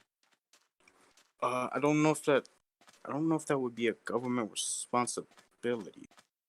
I would say. Well, that's why they abolished slavery, though. I thought they abolished slavery because it was like a human rights issue. Well, sure, but yeah, so they took capital, the slaves, away from slave owners because they didn't think it was ethical for those people to be subjected to the conditions of the slave owners. They thought the system was unethical. But that's the argument that I'm making. I'm just saying that there's precedent for it. The idea of, like, the government using policy to expropriate the wealth of capital owners is not new to us. We did it during the Revolutionary War, too. I mean, all the businesses in this country were owned by the king or, you know, the Brits or their mercantile empire. We seized those because we thought it was more ethical for us to do so. I mean, this isn't gonna sound like a libertarian of me as I usually am, but like in that case, why don't y'all just do your wealth tax? Oh, I'm fine with wealth taxes. I think that would be a. But that wouldn't make the system democratic, would it? That would just redistribute money a little bit. Well, I think ultimately it would do the same amount of good. Like I don't know if things should be like everything should be required to be democratic. Don't you like democracy? That might just be like a fundamental disagreement because of your like your views, like you're an anarchist, right? Yes. Yeah, so like you would probably value democracy more than me. Yeah, just why not? I mean, you claim to be kind of like a libertarian, right? You should value democracy and freedom and liberty pretty extensively as well. I don't know if I would value democracy over like a pre-existing hierarchy, which Why? would be like a workplace. But the monarchy was the pre-existing hierarchy. Would you have disagreed with the American Revolution? Would I have disagreed? Probably not. I would probably have sided with the Patriots. I'm sorry, my history. I'm not. Right, with the revolutionaries, yeah. But, yeah, I'm sorry, man. No worries. Yeah, I probably would have sided with them. Yeah, but they were revolutionaries who used violence to seize capital assets because they thought it was more ethical for them to own it, for them to be able to distribute it. Well, I think in that case it was because well, actually, I don't even know if they really were because they didn't really have any like rights to that land. But well, sure, but right now workers in traditional firms don't have rights to anything in the businesses they work at. Yeah, but that's because they've chosen to enter their workplace. But that's my argument. There isn't a choice. We have to work. Our society depends on people working. Even though an individual could, in our society, decide to live off welfare, and nowadays it's possible to do that, even though it's not exactly the best existence, it's possible. Collectively, the people in our society have to work. The bridges need to be built, the roads need to be repaired. Hold on, I got a problem with this. Oh, yes? I didn't want me to like interrupt you like that, but No, go ahead. That's the same way in a socialist system. You just might be getting paid more, and you got like your little ballot box and stuff, right? Like that's why I can't really differentiate them. Yeah, but that's the argument. If we are to be compelled to participate in a system, it must be an ethical system. You can't say, well, workplaces are autocratic, but that's okay because you chose to work at them. Not really. Collectively, as a society, we don't have have that choice. People have to work. Even if individuals can escape the workplace tyranny, collectively we cannot. Yeah, but you can't. Is the tyranny really the problem? Like I don't see how that would. Yeah, not Like wages. I don't see how tyranny would. Like I understand it would be more democratic system, so I guess I do understand how the tyranny would be erased, but I don't understand how the tyranny is inherently like the problem. Well, I don't like capitalist tyranny. System as opposed. You know, I understand that. However, I don't understand. I don't understand what exactly is changing. Besides, you will probably be getting paid more in a co-op, and you will get to like vote on certain policies. That's it. You would be able to vote. That's it. That's the difference. That's the difference between tyranny and democracy. Is that really like that substantial of a change? Yes. I mean, we had a revolution over it. Are you saying the right to vote isn't substantial? Oh wait, the right to vote. Well, I think. Well, again, like I think like running a country. This comes back to the same thing. Running a country be like different than running like a workplace. Well, sure, it's on a lesser scale, but it's still a very powerful institution that controls your life to an extent. I think that the arguments can be made pretty reciprocally there.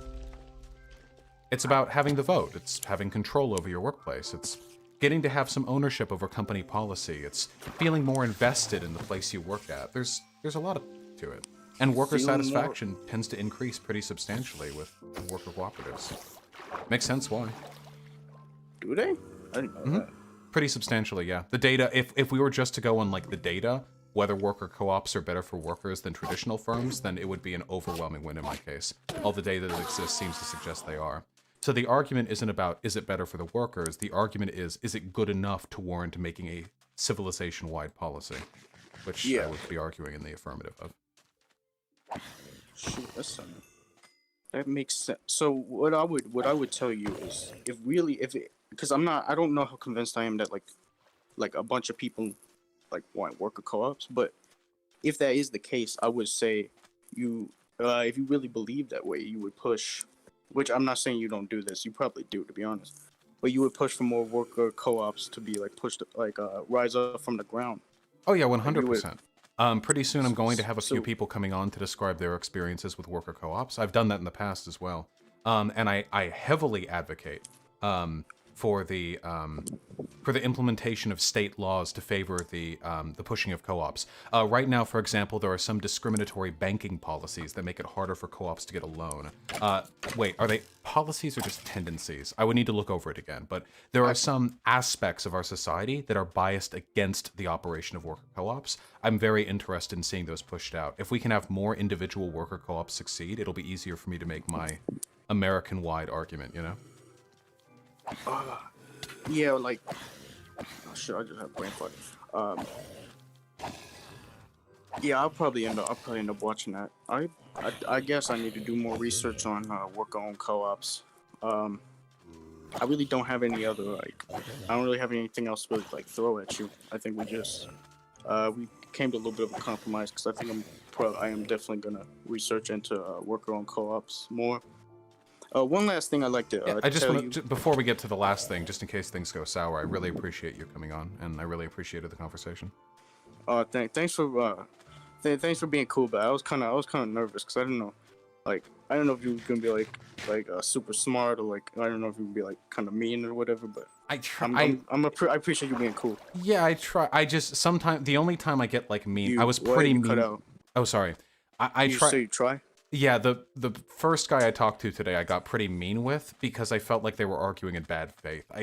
When I feel people are being honest, unless they're really infuriating, I usually try to stay pretty nice. It's when people I feel like they're not listening to what I'm saying that I start to get really frustrated. But you've been super good faith, so I really appreciate that. Oh, shit. Wait, okay. I'm not super. I don't know much about debate culture yet. But anyway, I would say about the actual Justice Warrior, I don't know if you should be as antagonistic towards him. He's actually like, I think he has some good arguments. I don't think he did well in that debate, but I think he's a more interesting guy. I don't think he's like your typical right lib or your typical like reactionary type dude. I mean, so I would just encourage you to be more. He's one of the few conservatives I've talked with who immediately acknowledge that black people don't commit more crime because of their black skull shape or whatever, which is a huge step up from the majority of right-leaning people I talk to.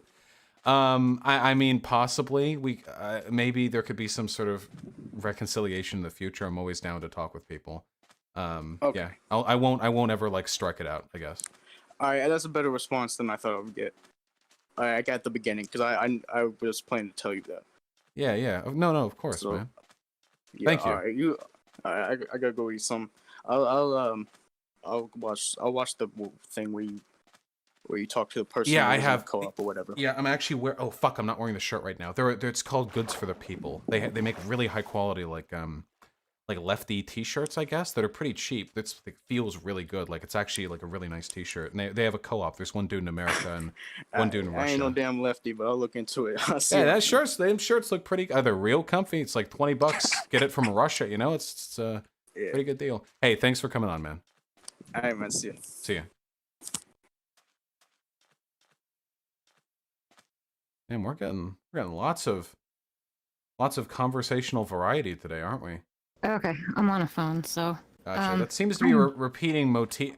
Am I the only person who is like a $4,000 like gaming battle station that they're ready to do Discord calls from? I swear to God, everyone else is just using phones.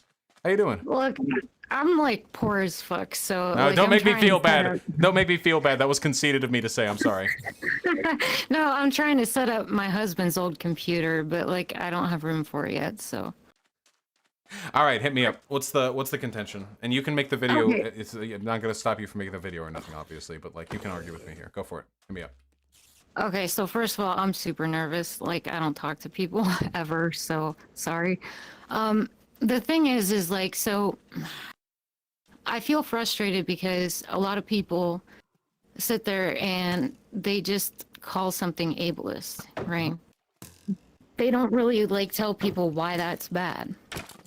So they just think it's like immoral or whatever. Yeah. And I don't think that's a good argument. So my thing is when okay, people fear Nazis. People also fear mentally ill people. Mm-hmm. Like they think we're more prone to violence. The studies show that mentally ill people are actually more prone to be Being the victims victim of of violence, yeah.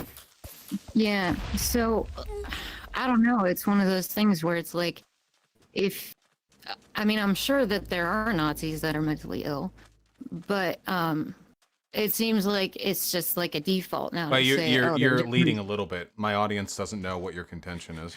You want me to phrase it, or would you? Yeah, could you? I'm so nervous. I'm sorry. No worries. We're on a streak for good faith conversations. I wouldn't worry too much. Oh my God, what was the purge? What was the purge? Wait, sorry. Oh. Yeah, you're fine. Okay. Just observing the death of my community. Good luck, guys. Anyway, yeah. So your issue is like call Nazis mentally ill people, and we can run with that. Yeah, because it sets them up to be more feared, I guess. Yeah, well, Because you combine the fear of mentally ill people being violent with the fear of Nazis being violent, and now you have more, like, I don't know, it seems like it just, like, the downstream effects of that are, like, people are just more likely to find mentally ill people scary and spooky and whatever. yeah. So to clarify, when I say Nazis are mentally ill, I'm not doing it to make them scarier. I'm doing it I'm being ableist in the other direction. I'm doing it to make them pathetic. Yeah. I'm doing it to make them feel weak. That. Yeah. Yeah. I kind of thought that like they would feel like stupid because like they would feel embarrassed about it. Yeah, that's generally my goal. It's to try and humiliate them.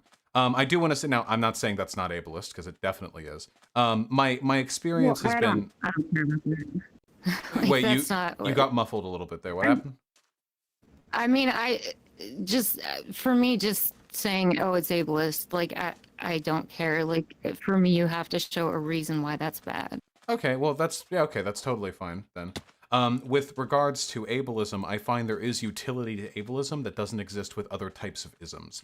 There's not really ever utility in being racist or sexist, I find, or at least very marginal utility. But sometimes, especially rhetorically, you can get a lot out of being ableist, which is unfortunate. With regards to the Nazis, let me think, like harm. A lot of the Nazis I talk to. Really quick, I don't disagree with your utility argument. I do get it. Okay, then criticize me. Why should I stop? It's not that you should stop. I think you should be a little more educational on like. It feels so weird to like say you should do this with your channel. You're not going to hurt my feelings. Just go for it. Like we're a lot more prone to like cop violence and like if you call for a wellness check on somebody, cops show up, they're much more likely to fuck you up or shoot you or kill you or whatever. And again, more people like it's weird because like every time there's a mass shooting, everybody's like, oh, the person was mentally ill, and I'm like, no, actually it's like a quarter of mass shooters or something were found to be mentally ill, maybe. So it's basically, I wish there was more talk about what that actually looks like in real life, the mentally ill part, not the let's make fun of Nazis or whatever. I'm saying this badly.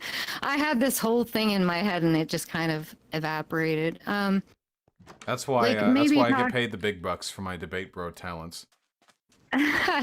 Yeah, you're intimidating. I will say that. I'm not trying to be intimidating in a conversation with you. I'm interested in hearing your I mean, you're being nice. Well, you can prescribe like judgments to me. You like I'm not going to be offended if you say like you should do this or it's immoral of you to do that. Like I'm totally fine with that. I mean, I say that to other people all the time, so. I feel like okay, with marginalized communities that are more prone to have violence done against them than other, communities. I kind of feel like it is irresponsible to maybe reinforce that idea. So when you pair the mentally ill with the Nazis, it's like, oh, super spooky. Not for the Nazis that are being called that, but maybe for your audience. So to me, it seems like it might be like, this is gonna get me in hot water. I don't care about the R slur. I don't get why everybody has a problem with it other than it hurts their feelings. Amen. Like it hurts their feelings, but it doesn't actually do anything. Like there are no downstream effects of that besides some people are like, oh, that hurt. Like, okay, but like if you actually get people to fear a certain group of people, there are worse effects. There are actual real world effects for that. You know what I mean? So I feel like it would be almost better if you just go back to the R slur, which, I know you get a lot of shit for. Well, so you're saying you think there's more harm done in calling Nazis mentally ill than there is in just calling them the R slur? Well, I mean, I'm old too. Like I'm almost Paul's Ego's age. Like I couldn't finish watching that stream because it was too depressing. But so I grew up in the 80s and like it was just kind of normal, the R slur. Like we almost had it. I feel like we almost had it to the point where it was like stupid or idiot. And then it like started flipping in the late 90s. I mean, I played like online video games back during the early 2000s, so I promise you I am familiar with cultures which have normalized the use of the R slur. Yeah, and it seems like that's embarrassing and it can hurt somebody's feelings, but I don't think that it encourages people to, like, nobody's gonna hear the R slur and go, oh, I'm freaked out by, I don't even know, what would you say, stupid people now? Like, I mean, that's basically what you're saying when you use that. So I feel like there's a huge difference there. But what harm is done? Let's say I acknowledge that. What harm is done when I call a Nazi mentally ill? Because when I call a Nazi mentally ill, the point that I'm trying to get at is that the characteristics associated with their political beliefs, usually paranoia, like extreme conspiracism, virulent hatred of people for irrational reasons, I would consider these to be like components of an ill brain. I would consider racism in large part to be a component of an ill brain. That these things are so intertwined with conspiracism and irrationality that they aren't necessarily they're subnormal. They're not healthy. In a way, it's a greater deficiency than anything a person who's like me, bipolar, or an actual schizophrenic person would experience, because those people at least have the excuses of their brain state to, adjourn their behavior. But with regards to the Nazis, it is entirely, at least in many cases, of their own volition that they have been led to a state of self-induced illness. Yeah, that's right. the Well, argument I'm that's it making. though. That's self-induced though. You're saying that like they did that to themselves. They made the choice. And like mental illness isn't a choice. Because like I'm bipolar 1. I don't know if you're 1 or 2, but like, and maybe, I don't know, BPD and AS. I don't even know, man. I was trying to figure that shit out and I lost my therapist. So, but bipolar 1, yeah, I'm on lithium too. So it is what it is. But they're making the choice. And like, it also kind of, it's weird, right? Because it's like a lot of people, when you hear that, you're like, well, that lady in Central Park was like, oh, I'm mentally ill or whatever. I think she used that as an excuse for calling the cops on that guy. Yes, and Amy Cooper. Racism is not like it doesn't stem from mental illness. Like that's a super big annoyance of mine too. Well, it depends. No, it doesn't stem from mental illness, but you're using the medicalized definition. Rhetorically, what I'm arguing is that a person's brain is broken if they act in the way Amy Cooper acted. That there is to me a difference of virtue between a person who's mentally ill like you and me and a person who has just arrived at political positions which invoke deficiency in their thought processes. Yeah, and like I actually, the way you just stated it, like I totally agree. And I think that if you kind of made that a little more obvious every once in a while, I think that would be cool. Okay, I mean that's fair. Well, then here's a question. Here's a question for you then. When Sure. I often debate irrational people. In fact, I would go so far as to say I almost exclusively debate irrational people. Yeah. Irrationality I would say so. is a component of, not intrinsically, but is often a component of mental illness. Depression makes you irrationally, many things. Anxiety, irrational panic or fear, immediate doom, so on, bipolar, both varyingly. Yeah. Irrationality and mental illness go hand in hand. In fact, irrationality is almost one of the defining components of mental illness, or at least of behavior characterized by mental illness. So if it's a defining rationality is a myth, oh god, my chat, all my fucking 17-year-old, I spent 3 hours in a therapist's office and I understand human psychology now, chat. Listen up, you stupid motherfuckers, okay? Obviously, rationality is a spectrum and nobody acts in a perfectly rational way. If you seriously want to argue that the way in which I make my arguments and the way in which a Nazi makes their arguments are derived from the same basic degree of fundamental, processing rationality, then you're delusional. You're as delusional as they are, okay? There are differences in rationality. There are people who are more irrational than others. And irrationality is a component of mental illness in many cases. The irrational brain state is what leads your depressed asses to think that not making your bed or not cleaning your clothes up off the floor after 6 days of fucking washing them is an acceptable decision. It's the irrationality in your brains that makes you think it's acceptable for you to sit there slowly sweating and panicking for 2 hours over the possibility that 8 years from now you might have to make a life decision that you're actually never going to arrive at because it would require you have to make choices that you're not going to make over the past 8 years, okay? It's just fucking stop, okay? Holy shit. All right. I need a spirit. Holy shit. Rationality is a myth. Yeah, no, I'm not talking fucking perfect fucking libertarian rationality. I'm talking about the ability to process information in a reasonable way. God, I argue with so many irrational people that's like job. That's what people pay me for. So obviously I have a little bit of a fucking beef out for irrationality as a concept. My argument is this, and this is my question, okay? I call people irrational all the time because they are. but it doesn't have Yeah. the same punch as saying they're mentally ill or their brain is broken or so on like that. Even though the sentiment I'm expressing is identical in both ways, I understand how they have different impacts. Saying something like your brain is broken probably isn't as bad as saying you're mentally ill, but both of those are probably worse than me just saying you're irrational. Where do you think the line is? Draw a line. I want to hear your opinion.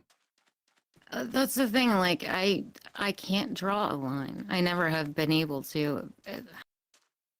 I'm like one of those people that like rides the line every chance I get. It doesn't. Calling black people, you know, my N-word?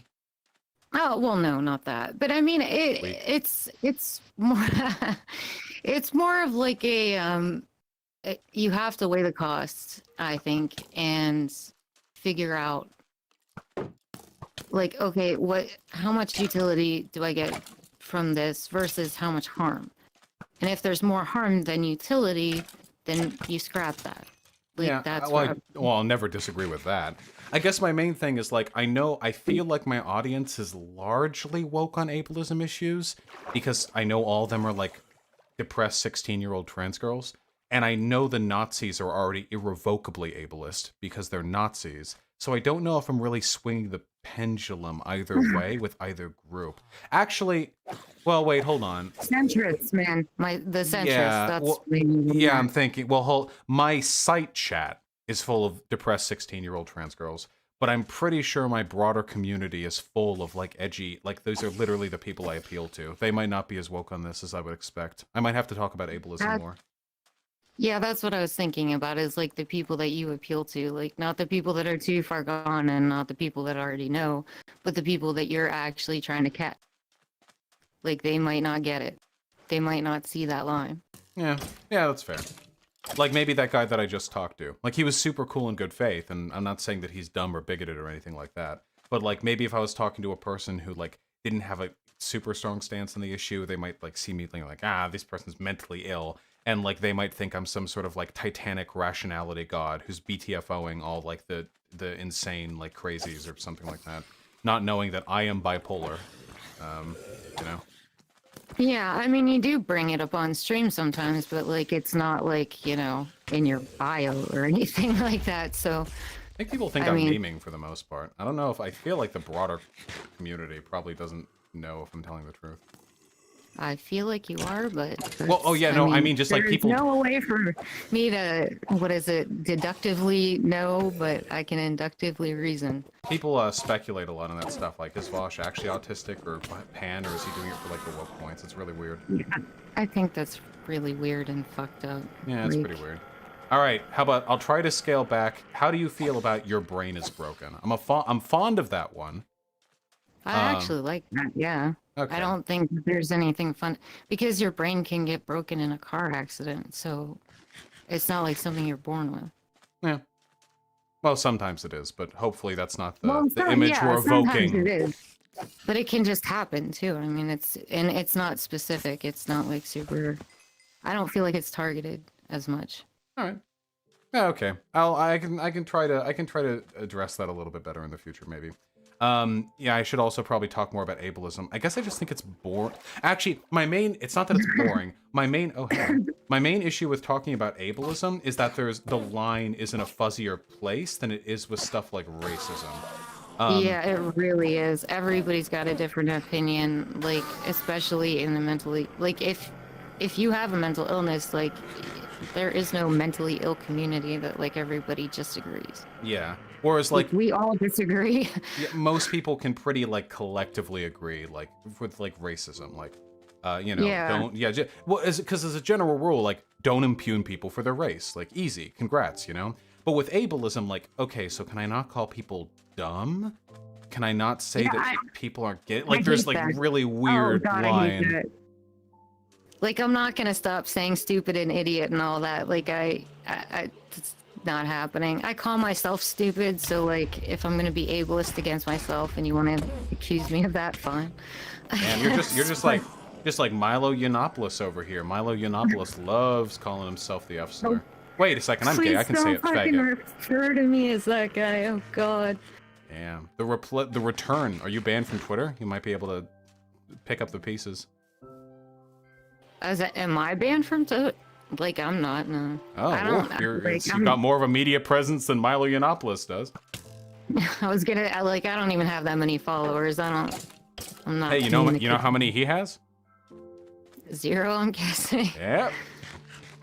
Which is good since I think he's a pedophile. So. Oh yeah, he's 100%. I didn't follow all of that. I think I picked that up from you. I wonder if he's actually secretly not a pedophile. He's just so edgy that he committed to the bit after. He was like, well, I'd rather lose everything than admit that I phrased that poorly. That'd be funny. I could actually see that being a thing. Yeah. No, that's actually like a plausible explanation. It is. That's super plausible. Yeah. Okay. I'm keeping the rolling train going, so I'm gonna move on to the next caller, I think, or maybe just play on my own for a bit. I really appreciate you coming on to talk about this. Well, thank you very much. Yeah, of course. Is there anything you want to shout out? I know you've got a channel. I haven't made it yet. I keep getting weird about like what should I name it, and I think I'm gonna name it Truth and Consequences after the city in New Mexico, but I'm not positive yet. So I just named mine after a fucking comic OC that I wrote like years ago. So the bar is never too high. Don't worry. All right. Yeah, I don't really have anything yet set up, so. Be well. All right, thank you.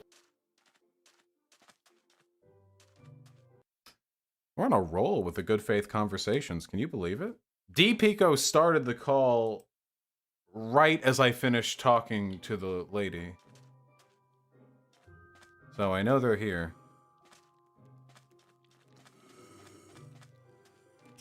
You guys are getting a treat. Hello? Oh, howdy. Yes, finally. Goddamn. Okay, I have some ideas to talk with you, my friend. All right? Don't get too hyped out. I'm still pretty mad about you calling me a fake autist, all right? Hey, listen, I have arguments to justify that, but let's not get into that now. Wait, you argue? Okay. Okay. Okay. Maybe I'll hear those arguments one day.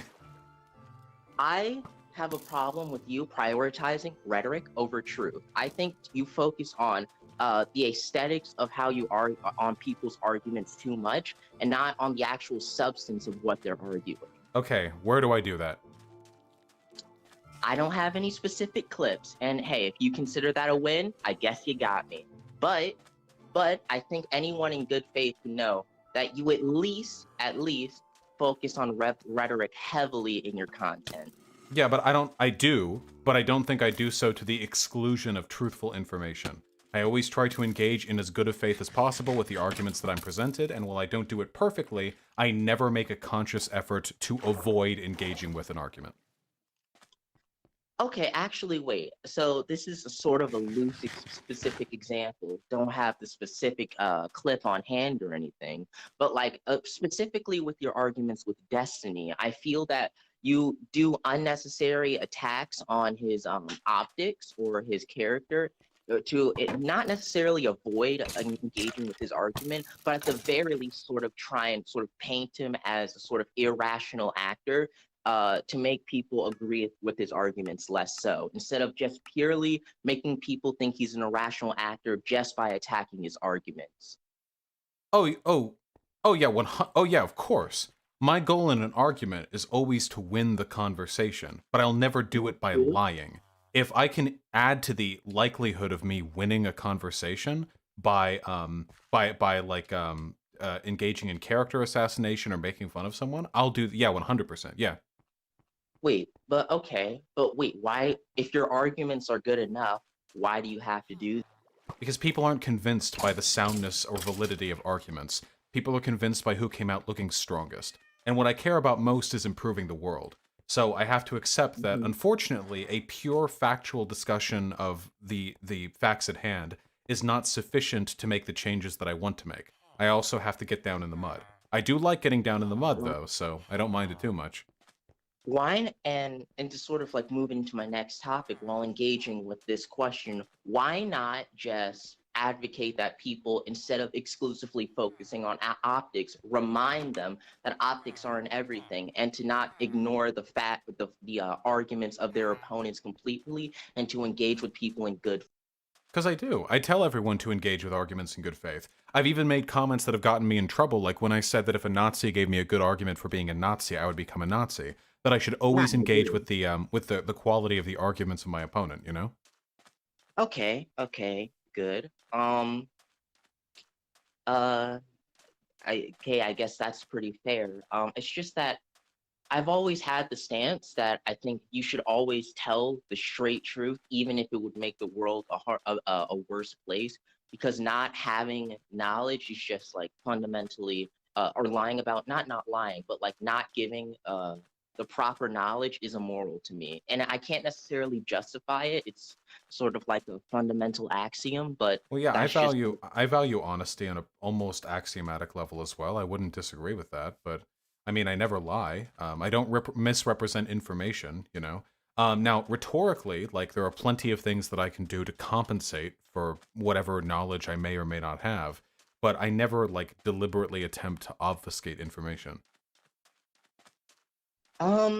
Sure. And I sort of like want to bring up like your audience for a moment. Because I feel that this has had a negative effect on your audience. Because look, if you know anything about me, I'm a spicy boy with a lot of spicy takes that a lot of people disagree with.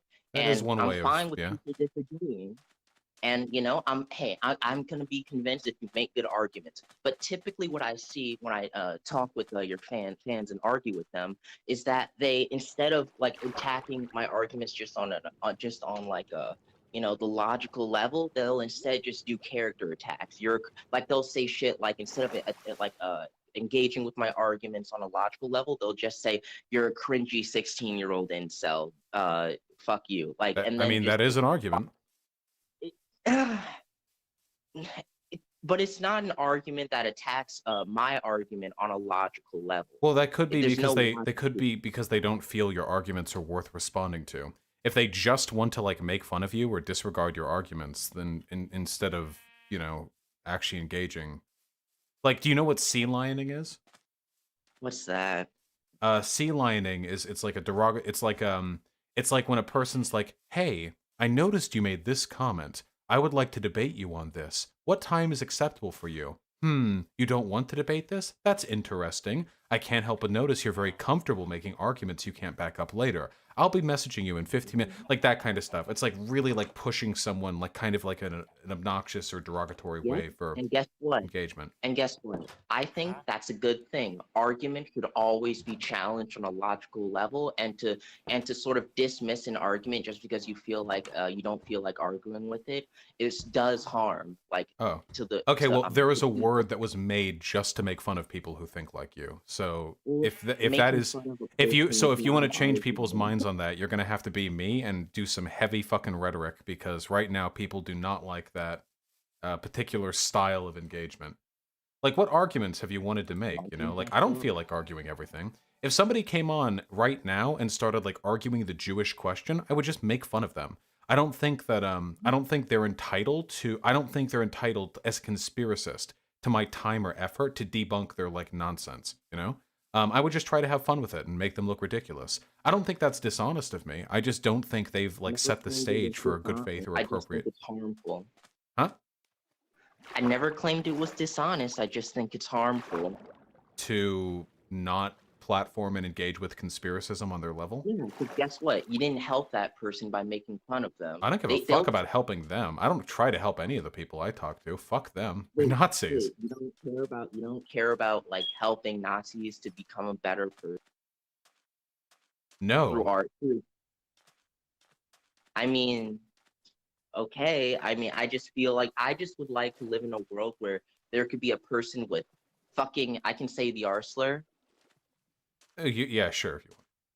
with fucking retarded views, and them to like get in an argument and have a person, no matter how retarded their views are, engage with them on a purely logical and good faith basis, and have that person's viewpoints be changed. Yeah, that's the problem is that's just not how the world works.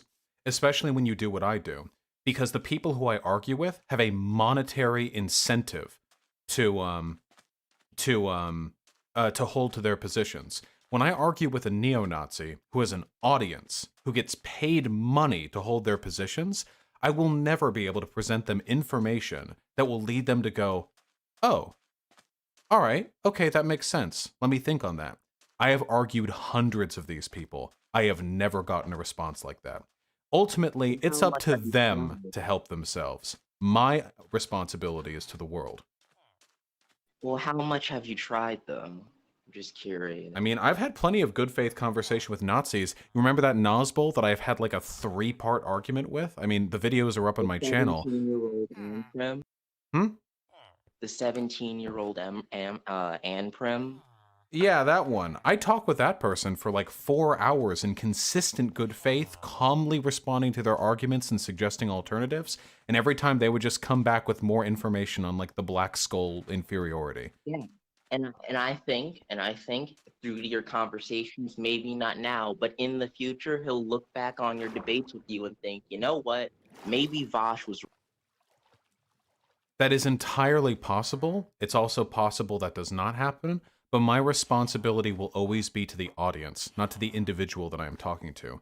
These days, especially, every time I debate someone, like there's one person I'm debating, tens of thousands of people will see the debate.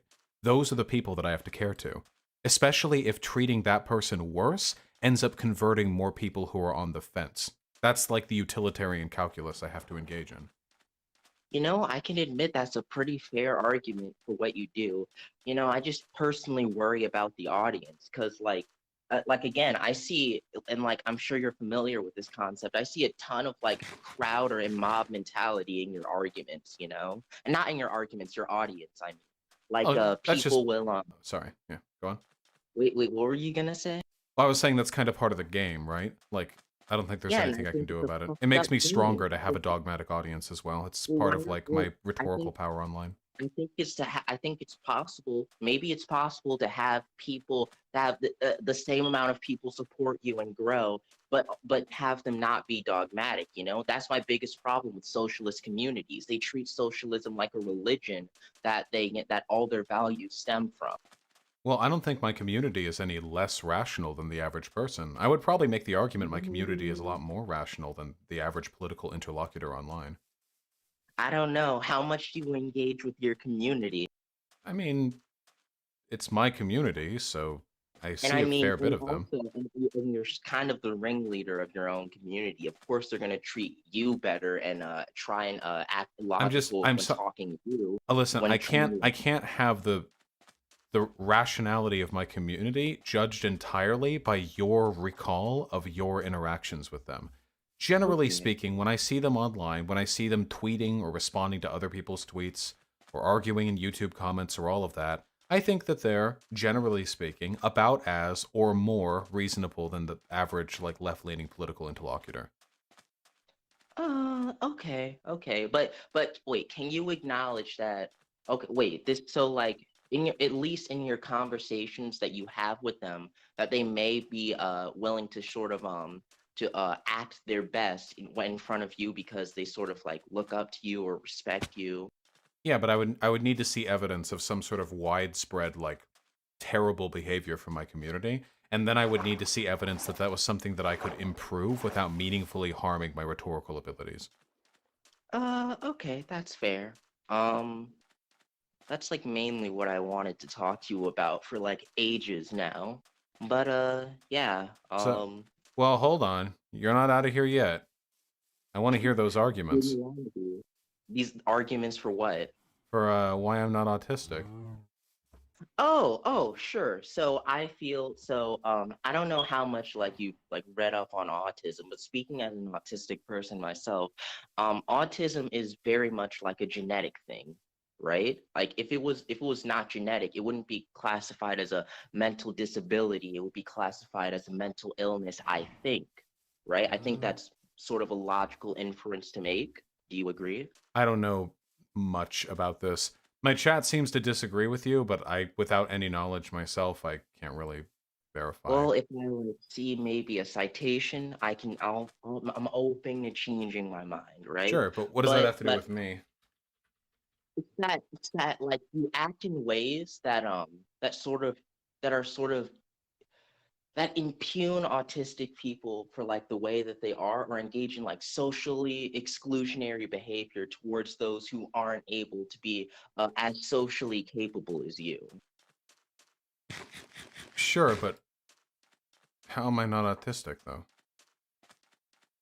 Well, I just feel like an autistic person wouldn't do that if they knew the autistic experience. Wait, what wouldn't I do? Or like engage in ways that that impugn people that are less socially capable than you in So autistic general. people don't ever call people incels?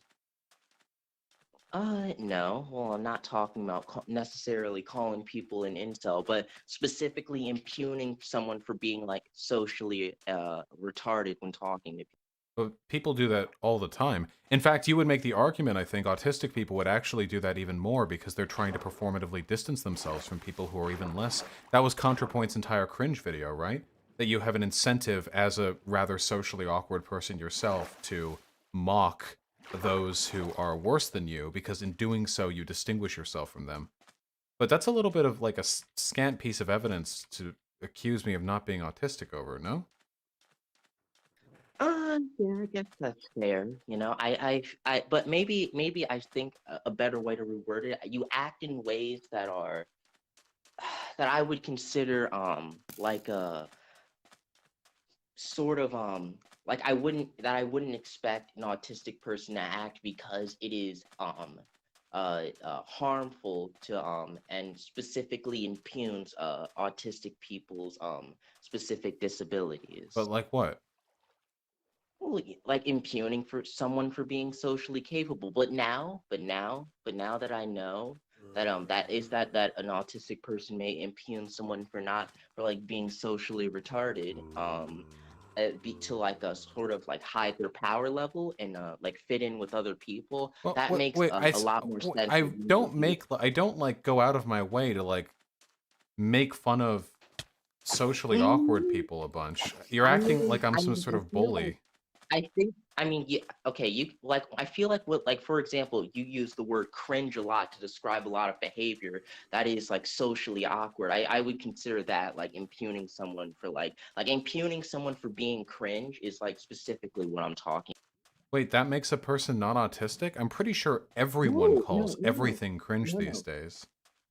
No, not autistic. I'm saying it impugns someone when you call someone cringe for acting in a socially awkward or socially retarded manner. That specifically is impugning someone for their lack of social ability. And in the before figuring out how maybe someone might do so to fit in, like I thought that that was at least strange for an autistic person to do. But listen, judging from my interactions online, autistic people call everything cringe. Like, I don't know if that's like a weird thing for them to do. No, but call things cringe. Call someone cringe. But like for what? What socially specifically- awkward behavior?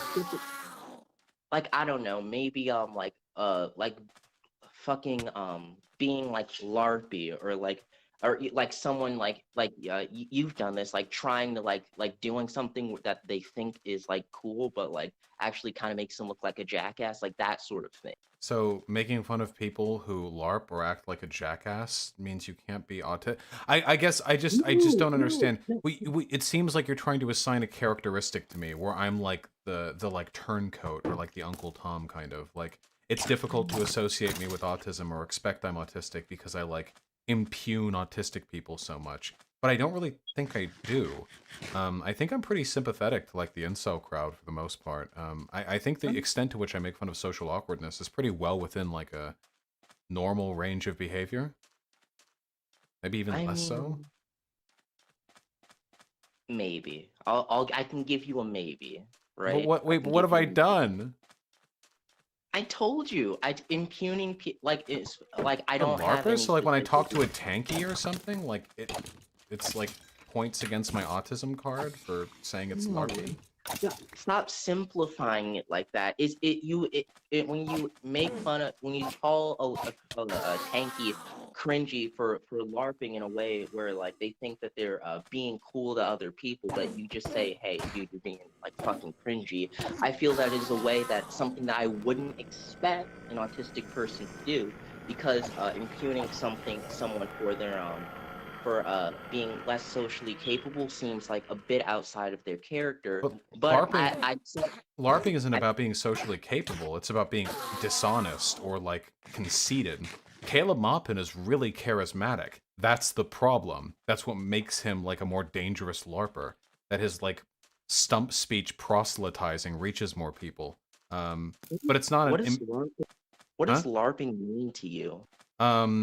When people are assigning like a greater degree of importance, legitimacy, or realness to the behavior that they're engaging in.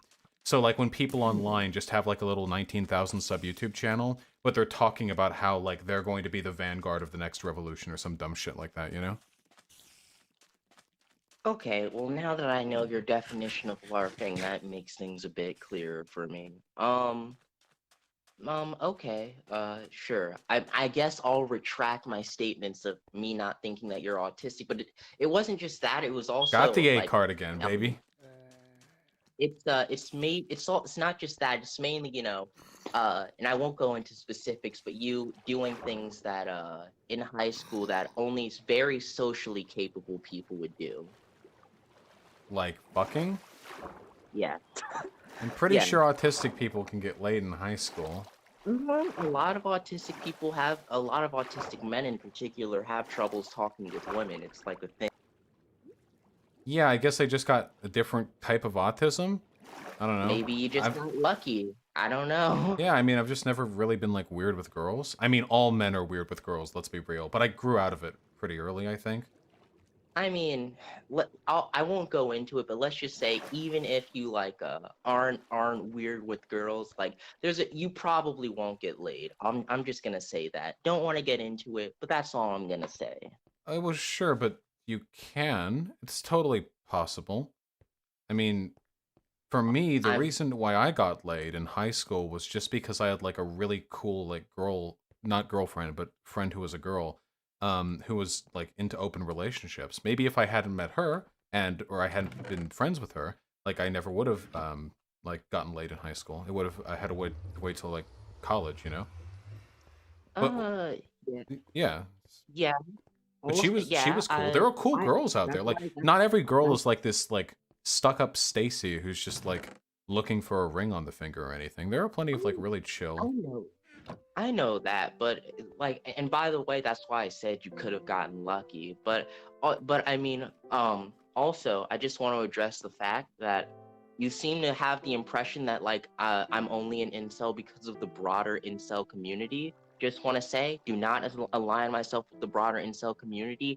I'm an individual, baby. I arrive at my ideas because they seem logically sound to me, and also because of my personal experience. So well, yeah, I mean, my impugning hasn't been because of your any community I imagine you're a part of. My main issue, like, I'm pretty sure I've seen chat logs from you that looked pretty sus when I saw them. So like, I think it's your behavior more than anything that might be doing you over.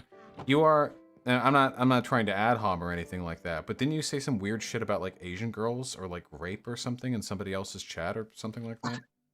Listen, about the rape thing, I just want to say that person that sent the messages to you, fuck them, because they didn't debate me at all or have a conversation with me about it at all. All right, duly noted. What would the conversation have been about, just out of curiosity?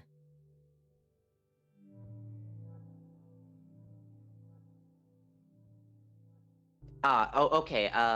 Internet troubles. Anyways, fuck that person. They're a snake. Anyways, wait, but yeah, what would the conversation have been about? Listen, all right. I got mad at a person for some reasons I don't want to get into, and I said some stuff that might trigger them because I wanted to trigger them. But I don't actually think rape is okay. Oh, okay. All right. Well, sometimes people can see jokes like that. Like, okay, just speaking as a person who was pretty awkward in high school, I guess contrary to popular belief, sometimes you can make jokes like that and they land to like some people, but a lot of people hear them and it doesn't land with them, and then you get like hit with a reputation. So just make sure you're not throwing around the edgy memes in high school, okay? Because that shit's lady killer, but in the bad way. I mean, I trust me. I engage online very different from how I engage IRL. All right. All right. What's Any going on, final man? memes you want to hit me with before I defeat the Ender Dragon? Good luck, and you're white. Okay. Won the debate at the end there. Not much I can do about Yeah. that.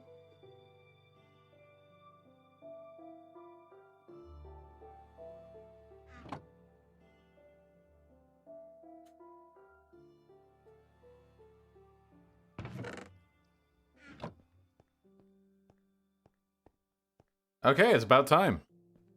How many calls has that been today? 4? 5? Somnio Statics in Collins chat? Wait, about what? Somnio and I agree on too much.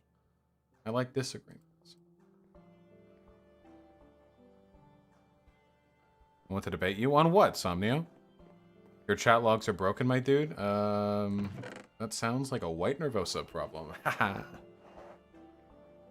What about me? Well, hold on.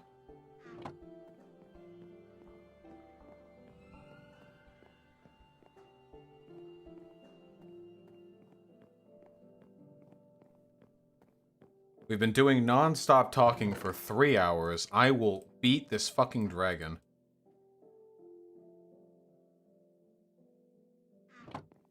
Practice MLG water bucket strat or you will lose. What's the Featherfall potion require? Slow falling. It requires a phantom membrane. That'll take some finagling. Aren't your boots already feather falling? Yeah, that's true. I already have feather falling 3. I feel like that should be sufficient. I slept recently, Polynova.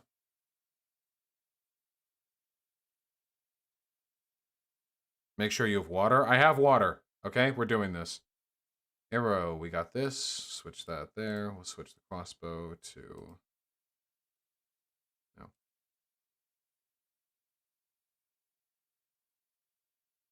There. Get a new shield? Yeah, I'll get a new shield. We have the golden apples. The Eye of Ender.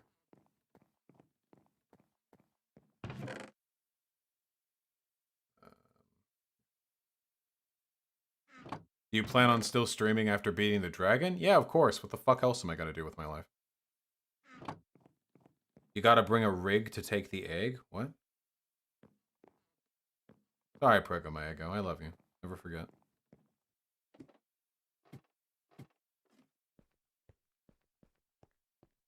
Grab some spare pearls. Don't have them. 3 mushrooms? Take some more blocks? God damn it, you guys.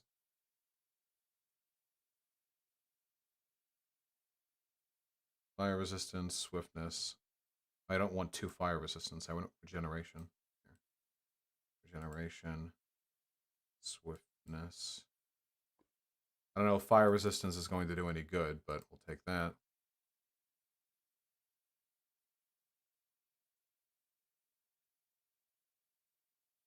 Three stacks of blocks and lots of arrows? Holy fucking god, you guys. Do I...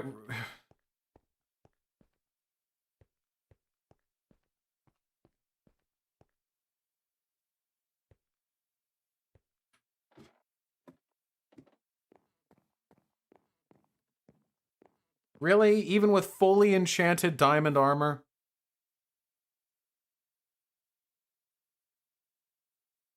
I'm not taking beds. Fuck off. God damn it. Sure. Okay. Let's go farm some more. Woo. Who's up next? Oh, what's up, Vaush? Sorry, I didn't mean to fucking call you 5 times. Oh, don't worry. It was no, wait. It was actually exactly 5 times. What's up? Alright, so, I don't really understand, like, revolutionaryism. Is that how you fucking say it? Revolutionary politics. What are you impugning? Like, I don't know, because it seems to be like like a revolution is like a roll of the dice sometimes. Oh yeah, Like, totally. yeah, so I feel like advocate for like a revolution could be like dangerous. Whenever you could like advocate more for like liberal like elections and voting policies in. Well, I have two counter arguments to that. The first one is that I don't believe it's possible to electorally get rid of capitalism. And the second one is that I believe a revolution is inevitable anyway, and that our goal should simply be to be the strongest faction when that time comes. Okay, but if a revolution is inevitable, then yeah, I get it, but like should we be like pushing for a revolution? I think we should be exacerbating economic conditions which lead to revolution, yes, because that will build class consciousness. Oh, so you want to make it worse for people to live here, so they want to like revolt? Is that what you say? Is that what you're saying? No, strikes are a form of economic accelerationism because they're heightening the class contradiction, the internal agitations of capitalism. But I don't think strikes makes the lives of workers worse. Usually it ends up in their favor, long run. So that's my general argument. Okay, well, yeah. I don't know. Like, I get the prediction that a revolution is inevitable, especially like recently with like fucking crazy shit has been, and how much civil unrest there's been. Like, I don't know. I feel like it's sort of dangerous to advocate for a revolution, and I know, I know your audience hates libs, but What do you mean by I don't know. advocate for? Because in some cases I agree. Like, promotes to be like, yeah, I'm a revolutionary. Like, I'm down to revolt, man. I can't wait until the revolution, and we're gonna kill the capitalists and the landlords. Oh. I feel like, Yeah, I don't do any of that. I agree. I think that's irresponsible. I think we're setting up the I think we're setting up the dominoes before we finish like laying the floor. You know?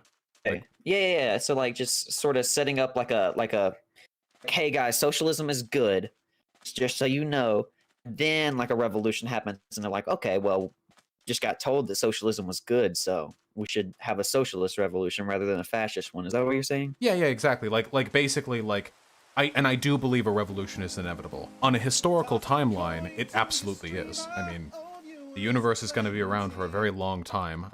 I'm pretty confident something's going to happen between now and the end of the universe. A revolution will happen eventually, and if you subscribe to like a Marxist interpretation of how history works, that revolution it's going to be about economic relations, and it will be either a fascist revolution or a socialist revolution, or possibly both, and we'll see who wins. My goal is to spread class consciousness, to get people in a mindset where like you said, if a revolution does happen, like, I think socialism does sound pretty good. Right now, if we had a revolution, at this moment, it would be a fascist one. America would be a fascist. Yeah. So many Nazis now. Yeah. So we need to... people who advocate for it, like, right now, I think, are very irresponsible. I think they just like the feeling of being the revolutionary, the wind rushing through their hair, but the actual, like, victory, the making people's lives better part, whatever. You know what I mean? Well, yeah, but like, if you think about it, like, if you like advocate for like socialist policies in like a democratic election, that becomes sort of part of the system, and isn't that what revolutions are all about, being like upset with the system? So if socialism becomes like one and one with the system, revolution happens, and they're like, well, shit, socialism is also part of the problem. Let's fucking get rid of that too. Well, I You don't see think. what I'm I don't saying? think. Oh, I do. Yeah, I just don't think socialism can be a part of the system without the revolution. After socialism is the system, should that ever happen, then obviously I would hope whatever revolution would take place would be one to move us towards anarchism or like an even further, more radical leftist set of policies. You know? Why don't you think that socialism can't be achieved through like liberal processes? Because socialism would require the expropriation of capital from the business class, from the bourgeois. I don't think it's possible to vote that in. I think that the electoral political system is too subject to their interests to ever take that away from them. Like imagine like voting to seize all capital. Like really think about what an unbelievable political upset that would be. That would be like God, it'd be let me think, like, what's even, I don't know. It would be like 14th century France and being able to like vote out the Catholic Church. It would be like voting out the pharaoh. It's too foundational. I don't think it can be done. I think violence is the only way, unfortunately. But Well, it's gonna come either I way. just So I just I disagree here because I feel like you don't have to take it from like you don't have to seize all capital at once. You know, it could be a slow process. You know, you take the house from the roof down. You don't have to just go to the foundation and destroy that first. Like you put like more and more policies to like affect the church if you're using the church analogy. And eventually the church loses power, the people lose faith in the church, and the church falls. See what I'm saying? It'd be a slower process, but I feel like it would be much safer than a revolution. I agree, but that would be the revolutionary condition I'm referring to. Because my argument would be, and this has happened many times throughout history, is that as the bourgeois in America recognize that they are slowly having their capital taken from them through policy, through legal, means, they will revolt against it. They will back right-wing paramilitary groups. They will consolidate hard to buy out politicians. They will do anything and everything they can. This has happened a lot in Latin American governments. It's happened in the Middle East and Southeast Asia as well. It's like the tipping point. If you get too far, something will come for you. Keep in mind that because of the way capitalism is global now, the bourgeois of nations are intertwined with one another, meaning that, and this is what America has been doing for a century now, if it looks like socialism might be electorally achieved in one government, America will come down and crack down on them, funding paramilitary groups, right-wing groups, that kind of thing, deposing of the leader. That's what I think would happen here, basically. If we got close enough electorally, then maybe the European Union, or fuck, maybe China, they're capitalist, would say like, hey, American businesses, having some trouble over there, and then it would be on. But if we could do it through reform without violent reprisal, that would be ideal. I don't know. I feel like we can, just fucking crack down on that traditional firm, crack down on all of that before you seize all of the capital. You just make it harder for more capital to be, what am I trying to say, made, like through traditional means. You promote worker co-ops, traditional firms will fall and the worker co-ops will grow and become more and more profitable. And it's going to be more like just less of a tipping point and more of like just like hey, they're being phased out. The capital owners will somehow have to find another way to feel successful, to be successful. They could, It's possible. Just historically, it tends to not go that well. Especially since American capital is the best capital. I mean, we're the wealthiest country on earth. So we have a massive, or at least the bourgeois in this country, have a massive vested interest in preserving the power relations of this country. But I mean, I would agree, like, that would be ideal. Lefties are too quick to trend towards revolution. I don't think they recognize how bloody and how often unsuccessful they can be. If we could do this electorally, that would be desirable. But until then, I think we should be sharpening our swords. And if we get to put them down at the end of one day, like if we get to go like, oh, we never needed to worry, then like that'd be phenomenal. But I think historically, it's just more likely things go poorly. But has a revolution, like if you're not a tanky, has a revolution ever actually like worked in favor of the proletariat? Because I feel like it hasn't, or at least it hasn't for like a good enough time. I think only has for like a couple of months or years. I think what's happening right now in Cuba and in Vietnam are both very preferable. Oh, these guys are tough. Both very preferable to what would have happened if they had been left exclusively to American geopolitical interests. Especially Cuba. Especially Cuba. So you're saying that if it wasn't for America, that Cuba would be a proletariat state? Is that what you're saying? Cuba is currently pretty close to a proletariat state. No, I'm making the, or at least by previous standards. No, the argument I'm making is that right now Cuba is better for its revolution than it would have been if it had been subject to American interest. Like if you look at what we've done to like American Samoa or like Puerto Rico and stuff, like these countries are like fucked. Oh, territories? They're like fucked, because they're American colonial acquisitions. Cuba would have been much the same, but we didn't get our hands on them. So yeah, Vietnam's also in a relatively decent place. Keep in mind, I'm still very critical of these countries for myriad reasons. But I'm also critical of American geopolitical interests, so I have to thread that needle. So do you believe that a revolution like is coming again in like these countries in Cuba and Vietnam? No. Or do you think that it's being voted in slowly or being achieved slowly? The liberal way. In Cuba, that actually is happening, but in Cuba, there isn't a bourgeois class. Cuba is currently laxing its authoritarian tendencies and allowing more worker ownership of some of the firms. I think right now about 30% of Cuba is worker owned, like with regards to the capital. That's incredible. That's better than any other country on earth, I think. And that's being done electorally, but the only reason that's able to be done is because there wasn't a bourgeois class to seize it from to begin with. It's being taken from the state. I'm no fan of state ownership, but I am proud of where Cuba has been going and is headed right now. Well, happened to the USSR is the USSR is they became more lax, and then basically, like, what the fuck are they now? Like still a totalitarian government. They're still an oppressive regime. Like, that's my issue, is that a revolution has never like. But not all revolutions are the same. The revolution of the USSR was led by military groups, that worked to depose the Tsar, fought amongst each other, one seized control, and then they established a top-down autocracy with the supreme leader.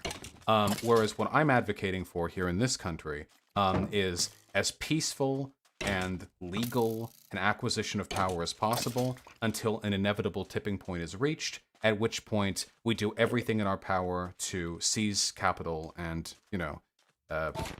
take control of the existing power relations without devolving into authoritarianism. Oh, okay. I understand. I misunderstood what you meant. All right, so you're go through liberal reform, and then there's going to be a tipping point, like that's what Marx predicted. There's going to be a tipping point, and then at that point, we'll be prepared because we've been sharpening our swords while we've been doing all this reform. Is that what you're saying? Yeah, exactly. And if it ends up not being necessary, all the better. Fuck it. Fighting sucks. All right. Yeah, that's all right. That's all I wanted to know. All right. I appreciate that. Yeah, I appreciate you coming on to speak with me. Seriously. Are you from? I'm just curious because you're a liberal. I know most of my audience is leftist. Are you from Destiny's community, or are you just a liberal who likes my content? Funnily enough, I'm from Hunter Avalon's community. Back whenever I was a conservacuck, I was pretty close to being a Zionist conservative. I wasn't a Nazi because I'm Jewish, so it's kind of Nazi Jewish. Yeah, I was like a Zionist conservative for a while, and then fucking Hunter, he had the debate with you, and I was like, fuck, I got destroyed. I gotta look into this guy. Fucking radicalized me, but to the point where I was like, well, I'm not really a revolutionary, but like I understand like the point of you're coming from, like at least now. Yeah, I'm just a libertarian socialist. That's what I like to call myself. That is fine and dandy. That is fine by me, comrade. Thank you. Yeah, as far as I'm concerned, anyone in this country who is of the opinion that it is fair and fine and ethical to bring about worker control of the means of production, that workers should dictate the course of their lives, they should have a say in the firm's policies. As far as I'm concerned, those people are all my allies, no matter what degree to which they agree with me on other issues. They can't be a Nazi as well. I'm sorry. There are a lot of Nazbols who do agree with that, but are also Nazis. Gotta knock those people out too. All right. Well, I appreciate the conversation. I gotta go edit a video. So feelings mutual. Thank you for Have fun this. with the video editing. Do you have a channel? Unfortunately, yeah, I do, but I haven't posted a video yet. I'm working on the Wall Street Journal shit where they're like, "Please, systemic racism doesn't exist." Yeah. I'm working on like refuting that. Just sent you a link to my channel, but wait. Shout it out. You don't need to send me a link. Say it out loud. Well, it's Will Allen. I mean, it's my fucking name. This Will fucking Allen. Hell yeah. Everyone's gonna remember that. Okay. All right. Well, yeah, I gotta go just prove the Wall Street Journal. So thank you for this. Fuck the Wall Street Journal. Have a good one. Okay. Wall Street too. Well, I just, okay, I don't think that you're like a terrible person for it, but I just don't think you're very pro free speech. Honestly, what you've said, you sound like you are for censoring people who have harmful opinions. What do you mean? Okay, first of all, because I like to keep track of this. Are you from anyone else's community, or are you just in my Oh, community. actually, you introduced me to the left. Before that, I was pretty. I just cared about truth mostly. Okay, I'm doing my job, I guess, then. All right. Okay, in what way do you think I want to censor people with views I don't like? Well, you're not exactly clear, so I need you to clarify first. Do you think the government should do it? No, I don't believe the government should censor anyone unless they're engaging like threats or like incitement to violence or extremely overt stuff like that. I feel like the United States of America censorship laws with regards to incitement to violence, that kind of stuff, are right now in a pretty decent place. I don't believe in like hate speech laws. Oh fuck. Okay, never mind. Yeah, when I just didn't understand what you meant. I didn't understand what you meant at all. Oh, ain't nothing. When I say like I'm okay with some people being deplatformed, what I'm saying is I think that private companies should have the legal right to curtail like the users of their site, that kind of stuff, you know. And I think it's good for free speech for people like neo-Nazis to not really have a voice online. Well, I think it is good actually. Sure. How so? Well, from what I can tell, from how I debate with people, because that's mostly what I've always done. I've always been interested in finding opinions I don't agree with and finding why I don't agree with them. I think the best way to engage with them is to first give them a platform and then point out why they're wrong from a point of view that essentially, if you go in with the mindset that you can always move your opinion, they'll always be willing to move their own. If you both have a mutual agreement that your opinions can change in the course of a debate, they're completely willing to. Yeah, okay, that's my issue. They never have that opinion. I've never talked to a Nazi who was willing to engage in good faith in my entire life. Well, I have. Okay. Now, I don't know. Well, I don't know if we're jumping the same source. Okay, like, so right. Okay, so let me rephrase that. It is entirely possible that individual Nazis are willing to engage in good faith, but Nazis as a unit, as a political movement, are not. And the Nazi interlocutors, the large content creators these people get their views from, do not adjust their views in accordance with the evidence. They don't act in good faith. All having them online does, people like Sargon of Akkad, who's not a Nazi, but is probably going to be there in 2 years, Nick Fuentes, those types, having them online, all it really does is expose people to radicalizing ideas they would not have been exposed to otherwise. So here's point of contention, I suppose. But at what point do we start removing people from the platform? Because from what I can tell, you wouldn't be angry with like leaving just one Nazi alone online who's presenting his views if he's being challenged on them, right? I think it's up to the company. I think that the company that's hosting whatever discussion is being had online has a right to have a TOS and to enforce that TOS. Yeah, but then we're trusting companies to moderate, and yeah, because it's their platform. They can be subject to racism and whatnot, can't they? Yeah, of course they can. But I think that fundamentally, like, I know this makes me sound like a corporatist or something, but like, if the platform is the property of the company, I think the company has like a moral and legal right to curtail who uses that. We've believed that for all of human history. If you own something, you get to decide how other people use it. The only public commons are those owned by the government. So okay, but like then we're moving away from what morally should be done and more just what legally should be done. Oh, I mean, morally, yeah, I think that's the case. The right to curtail that. Morally, I'd still defend that. Okay, but then at what point do they determine who gets to and who doesn't? Well, right now, websites can only engage in this behavior in accordance with, at least in the United States, with the way in which we use protected classes as a legal code. So websites cannot discriminate against people for their race, gender, so on and so forth. But political opinions are a categorization which people and corporations are legally allowed to discriminate against. I think that's acceptable. So, so Twitter couldn't just start banning black people, you know? But let's say we have a website that becomes extremely popular, almost identical to YouTube, but it has an even more right-leaning agenda, and it just only props up these, and it becomes itself like a colony of creating people who just move straight to the alt-right. What do we do then? I mean, if that is, I think that's their right to do that. We already have stuff like that. Sites like Gab, DLive to an extent, these sites are pretty dicey. When it comes to their user bases, BitChute, Subscribestar, you know, they have their types.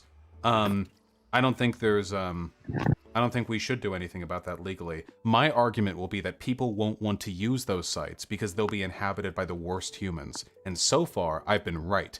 DLive, Gab, BitChute are all tiny. They're minuscule compared to the platforms that I get to use. And I think the reason for that fundamentally, in addition to the fact that YouTube and Twitter and such got to the bread first, is because nobody wants to be around these people. They're just insufferable. I think that's kind of an inherent deterrent, you know? But then we have like, right? That's kind of irritating how that can just fester on. Oh, you cut out. I'm sorry. Oh, then we have talk that's like dog whistling. And at first I didn't really agree that it existed. Then I kind of picked up on it. Then I figured out that, okay, yeah, this is just completely just trying to direct you in a certain way of thinking. That stuff gets put out there en masse, even on YouTube. Yeah, that's true. I think that YouTube... Wait, 1, 2, 3... Wait, shit. 9, 11... Okay, we're good. Perfect. I think that YouTube could probably do a significantly better job with adhering to its TOS. That's one of my main criticisms of TOS. Sorry, of YouTube. It's that they don't really hold to their TOS. Like, for example, Steven Crowder was 100% engaging in the targeted harassment of that Vice dude, or Vox dude, Carlos Maza, for being gay. The fact that YouTube only just, like, demonetized the channel is, like, pretty disappointing. I think they could have held to that a little bit better. But that's the flaw of YouTube. That's, like, the problem, that it's a private corporation. Yeah. That they can just kind of go milk toast on it. But a government would have to allow even more. The government couldn't ban anyone. It's the public commons, you know? Oh man, I think we just got off track from my original point that I am all of it goes or none of it does. Oh yeah, I disagree. Do you agree that death threats should go? That they should be removed from the platform? That's not putting forth an idea. That's just putting forth a threat.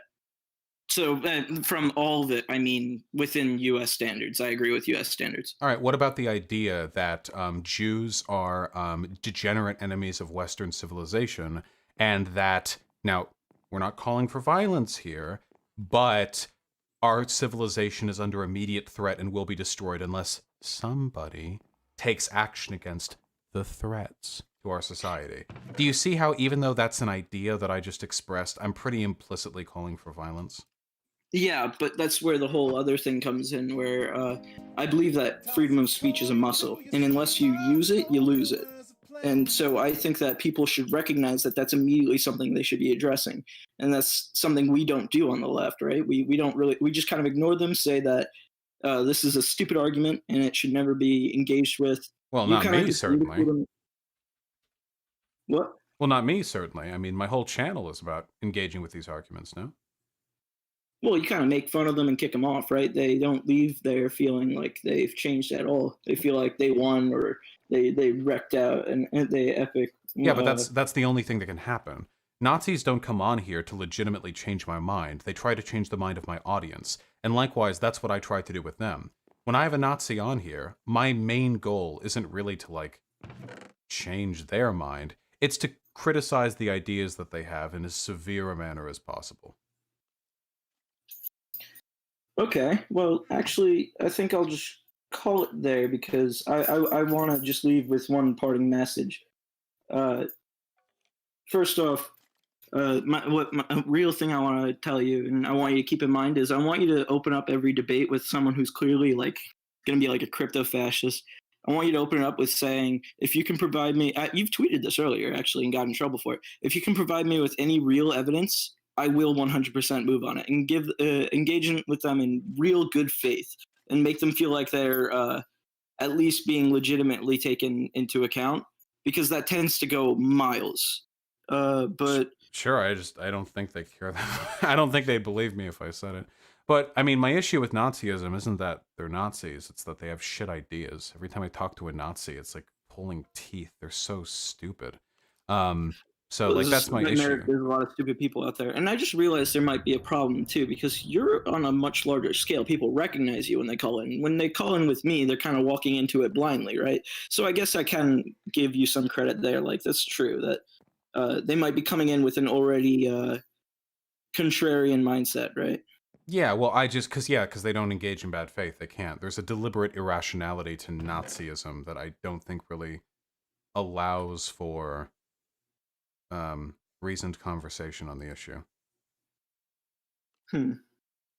In my experience, like, all these people that I've engaged with, like, who's honest? Like, of them, Nick Fuentes, like, James Alsup, like Vincent James, like where is the? I guess like I've never met him. Like I've never met like the honest, earnest Nazi who just wants to convince. Actually, I did meet one. I met one, and it was that Nazbol kid. It was that Nazbol kid. He seemed to legitimately want to change my mind. The issue was nothing I gave him changed his.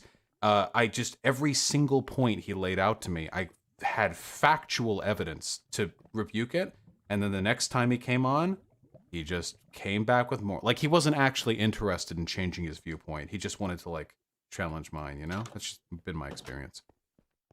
All right. Well, I don't want to get in the way of your run, so I can tell we're pacing back and forth, so I don't want to ruin... It's fine. It's a valid disagreement. I appreciate you coming on. Yeah, a couple things. Trans rights first. Second, you are white, and also love you guys. I love you too. Later. Be well. You too. Kind of loud on the onset there. We've had so many pleasant convos today. I need to do call-ins more often. I might actually clip all this together into a stream, like a video. Sorry. So what is this? Like 6, 7 high-quality convos? They used to be worse than this. Okay.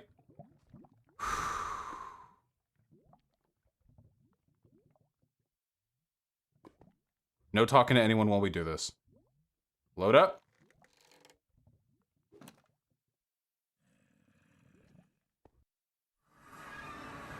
Whoa. Okay. Great. Okay.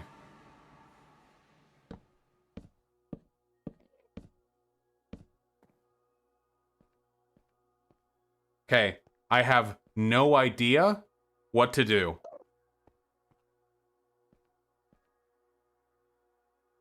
You, like, shoot the... If I remember correctly, you shoot these things. They've got... It heals from them.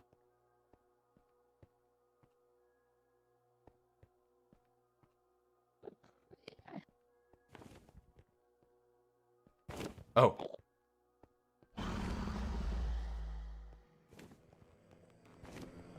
We made that one mad.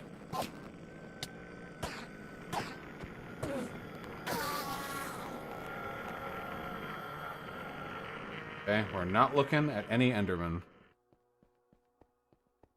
Guys, what do golden apples do again? I have 7 of them. This one's in a fucking cage, so I have to go up there. Regenerate health? Okay.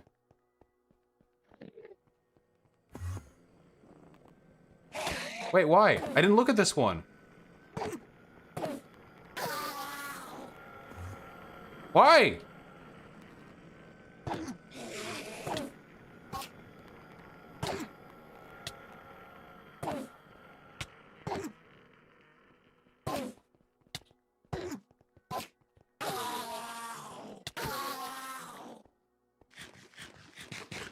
Oh yeah, I gotta have the water to put down.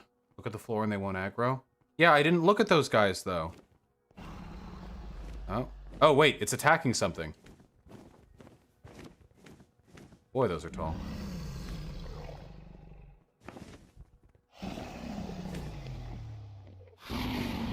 Hey. Those ones are low. The ones over there are low. We start early. We start low. Get low. Get low. Bring slow fall? We don't got slow fall, baby. Oh, that's right. We have the triple shot thing. I don't know how useful that's going to end up being here. I don't know the...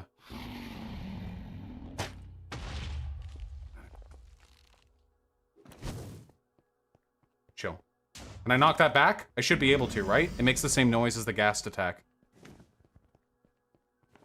No? Fuck. A little higher. Nice. Okay. Didn't mean to do that, but it didn't hit any Enderman. That's cool.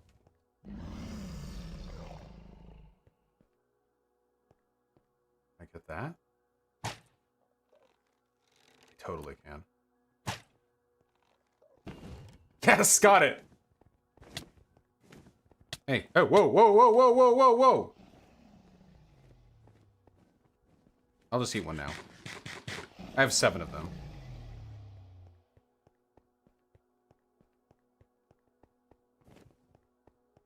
Oh, that's right, I have ender pearls. Yeah, yeah, yeah. I can use these for fall safety. Felt like a waste. I have 6 more, shut up. Somebody said I can fire this. Oh, didn't mean to.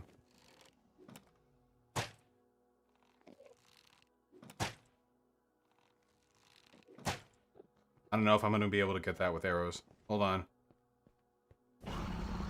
Hey, chill. Na na na na na na. Na na na na na na.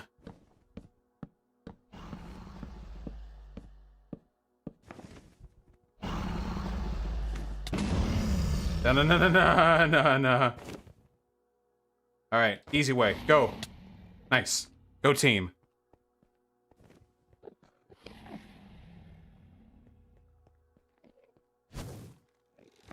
Is that the X-Men cartoon theme? I've never actually known where that's from. It's just been in the back of my head for like my whole life. Da-na-na-na-na-na. Da-na-na-na. It's a fucking bop though. Da-na-na-na-na-na. I'm bopping. Killing in the name. Yeah, exactly. Okay, pretty chill so far. So far, so good. This one's another easy. We're gonna kill some more Endermen after this, okay? So we get more pearls. It's the Deus Ex theme. It's similar to the Deus Ex theme, but I don't think it's exactly the same. Sick.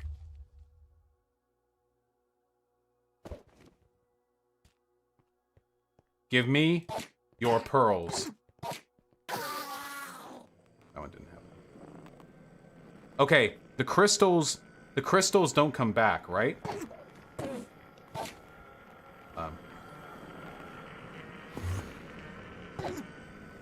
No? Okay. Can I get...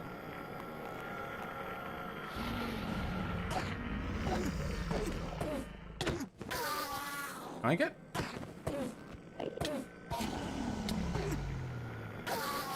I love the jokes about being racist right now because I'm killing black people. You guys are very funny and original right now. You are just nailing that. Have you guys considered doing stand-up? Only 3. That is so tall. That is so tall. We can water our way down.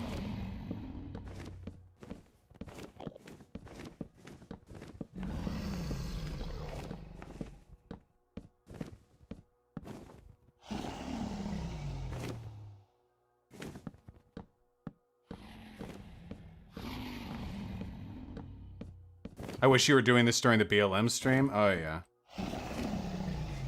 Use water to get down? Yeah, yeah, we're gonna use water to get down. Oh god, it's exposed! Ah! Go! Don't bother me!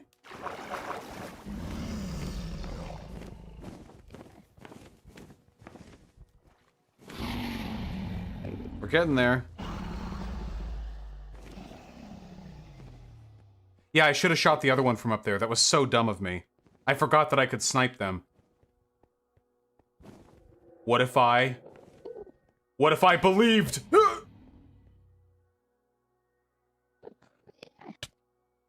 Cool.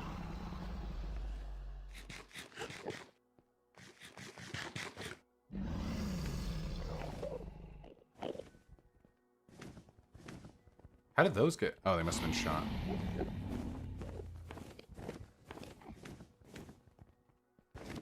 How many more? I can shoot that one. Ooh. Not unless you get... Not if you get in the way.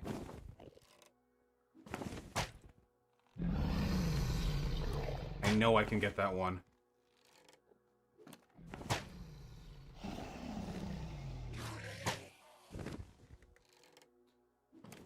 What are your thoughts on Medicare's Twitter meltdown? Wait, what Medicare meltdown took place? Oh, I can get that one for sure.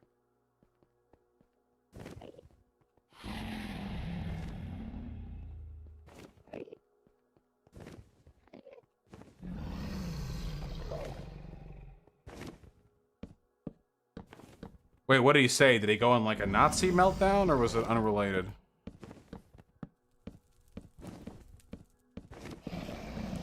He's just fuming about the riots? Oh, like...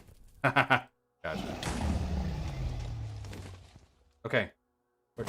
Fuck, I keep forgetting it's already loaded.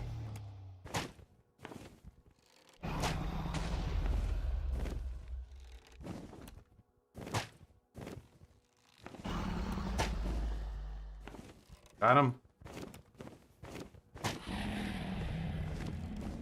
Will the Digi Medicare debate ever happen? Yeah, got it! Is that it?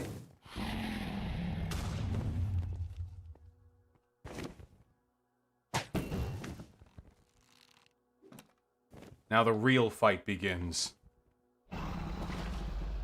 Let's fucking go!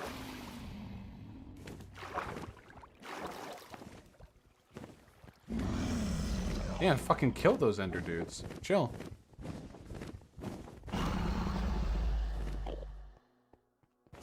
I want that pearl.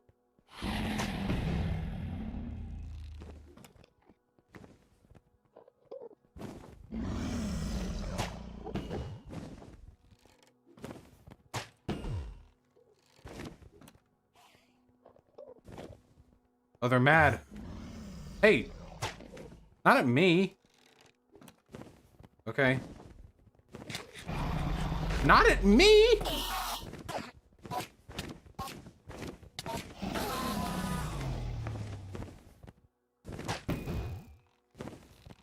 Get down here.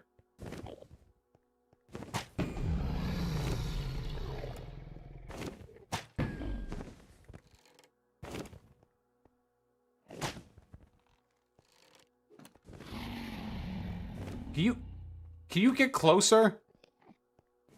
I only have so many fucking arrows.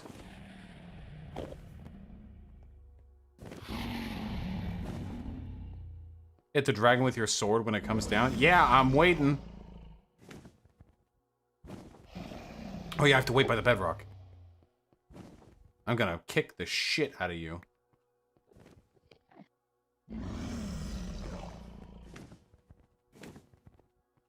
Are you responding to my... You totally are. Why are you responding to my face? Why are you responding to the direction I'm facing? How does that work?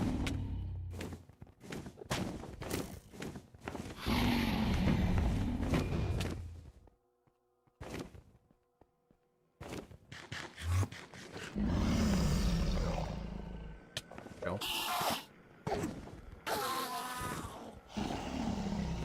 When are you gonna kill the Wither? Listen, this was just meant to be a little fucking charity thing.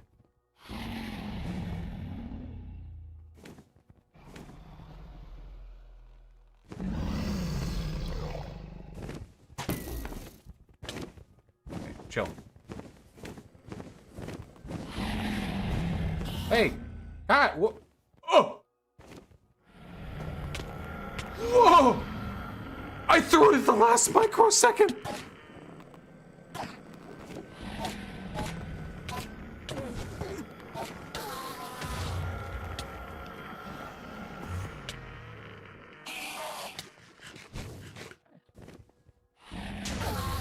What the fuck happened there?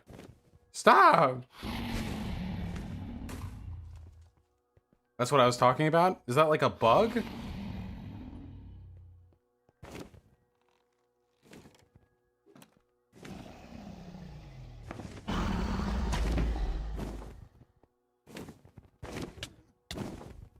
Chill.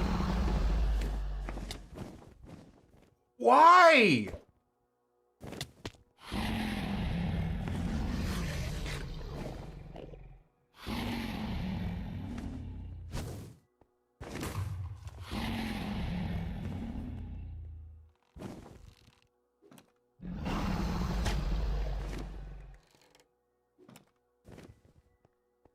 Just use arrows? It has so much health! I only have so many arrows!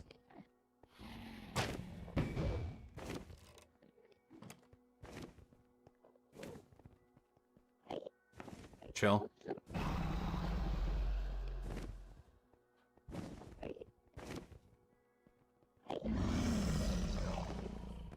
Doing it again.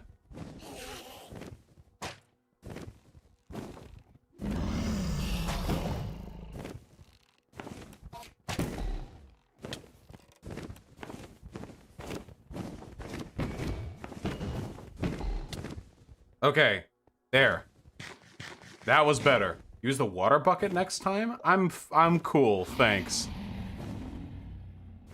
Literally just use your arrows? There are a finite number of them. There are finite arrows.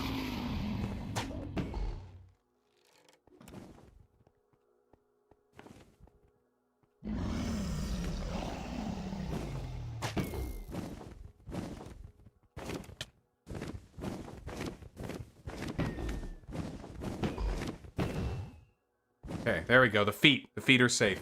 How many arrows do I have left? 54. Actually, more than I thought.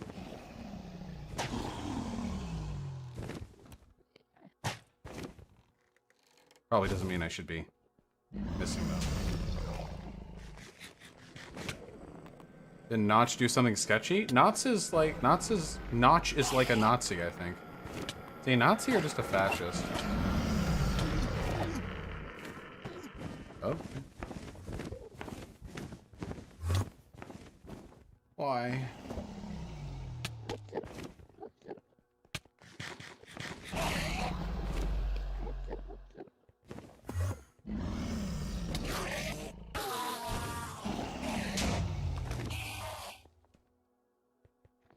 Notch echoed the whole "it's okay to be white" thing. It is possible to be a white nationalist without being a neo-Nazi, but boy howdy is there overlap.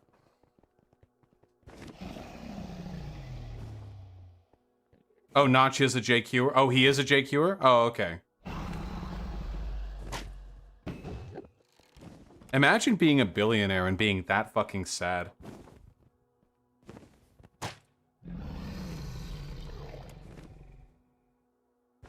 He's also transphobic? Well, that goes without saying.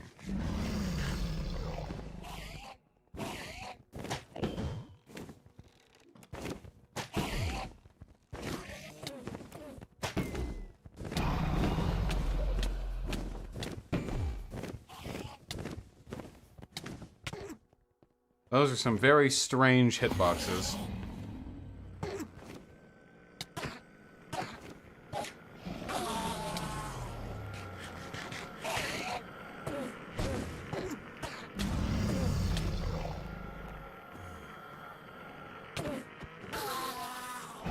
Yeesh.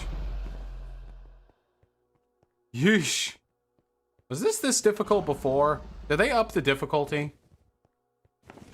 Use potions? Yeah, sure.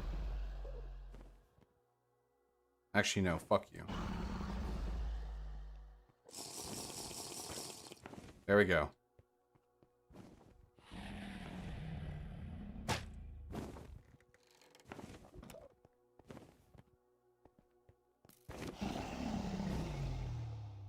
Nice, Sanderhall. You're not going to get me excited about Minecraft 2, but I'm happy you are.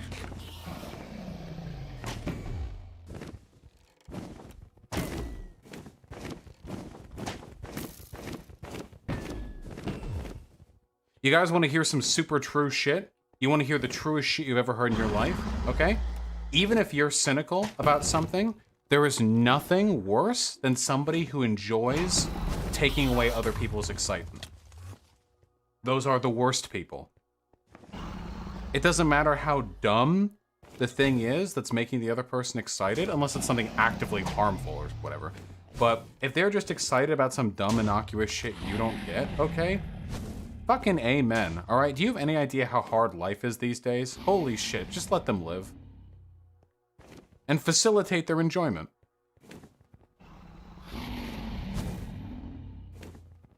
Let me guess, under half health so it attacks more often now?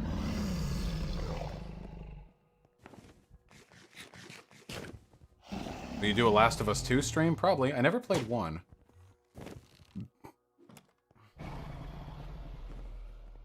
That's why I never understood the hate for Guy Fieri. Well, Guy Fieri is viscerally disgusting. That's the issue with Guy Fieri.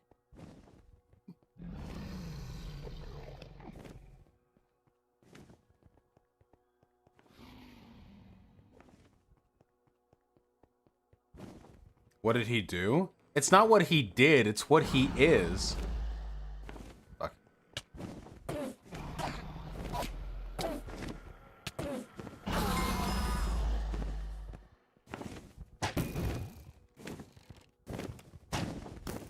Weird.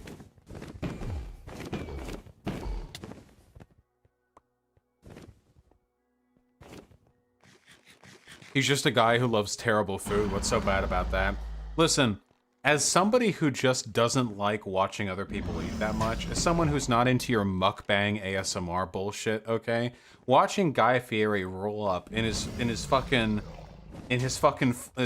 flavor mobile, okay, to some fucking greasy ass dive bar where it's like, hey, look like you got some nice tacos, let's hear about some tacos, huh? And the guy says, yeah, we fry we fry pork loin, and then we form it into the shape of a tortilla, and then we put more pork loin in it. We call it pork loin taco, pork loin. And then the cut to 14 minutes of Guy Fieri. Yeah, it's pretty good. I love the pork. I just can't do it. I'm sorry. I'm not strong enough. Ah, the wings, fuck.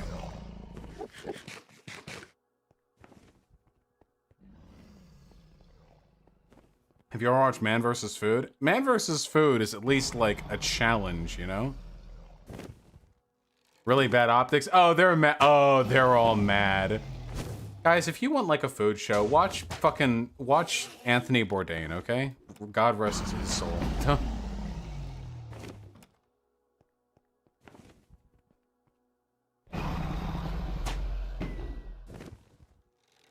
Can you imagine if the roles were reversed? Swap the genders. The two genders. Anthony Bourdain and Guy Fieri. Can you imagine if it was Guy Fieri going to like Taiwan to go chill with like a local government official while eating like authentic street noodles or something?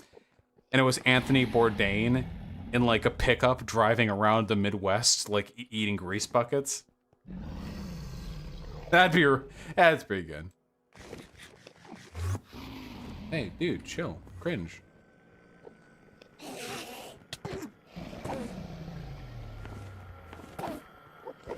T-Mac 34. I'd have to think on it a little. Hold on. Oh, yes. No, wait, why? Why? Why does it do that? What?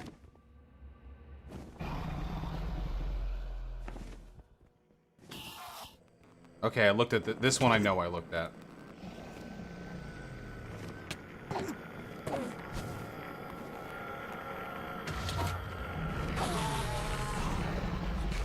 Guy Fieri is actually fucking based. I'm sure Guy Fieri is a great dude. I'm not insulting him. It's the aesthetic of the show. Also, I'm killing the Ender Dragon as quickly as I can. This guy's cycles are a bitch.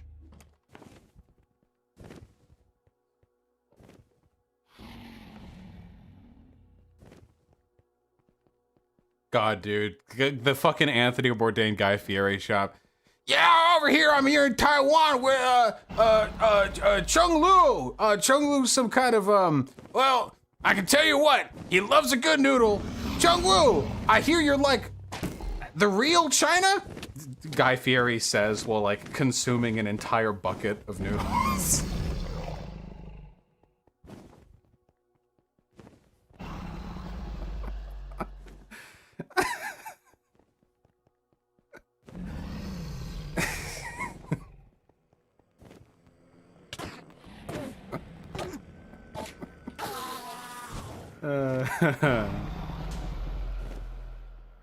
The reverse would be the reverse wouldn't be as funny, but it would be deeply satisfying. Fucking Bourdain.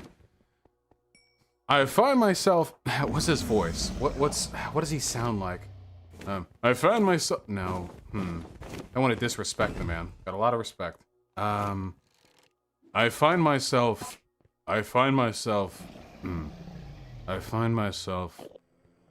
Is that last one close? I find myself... I think that one was pretty okay. That one was pretty okay.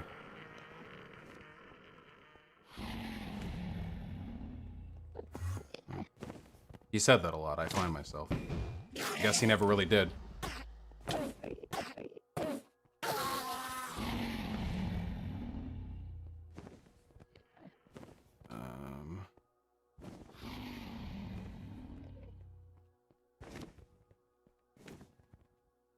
Down here.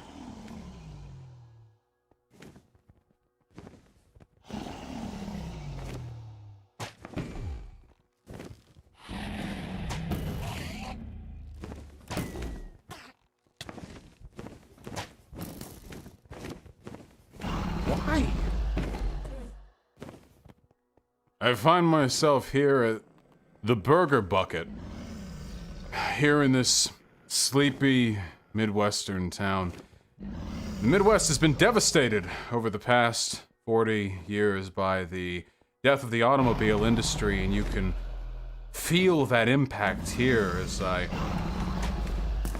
breathe in. I don't know. Listen, he had a script, okay?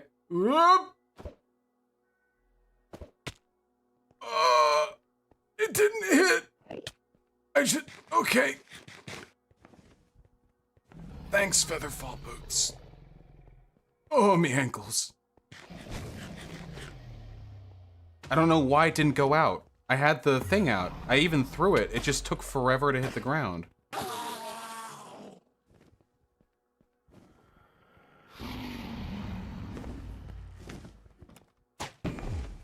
I'm really glad we got the crossbow. I know. I like it a lot.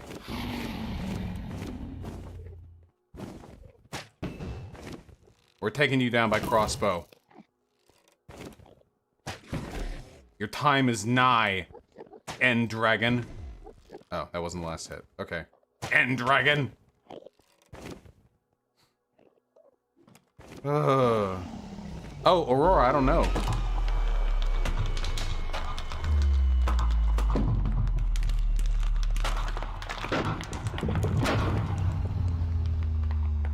Very unsettling noises, thank you. Yes, give me all the experience.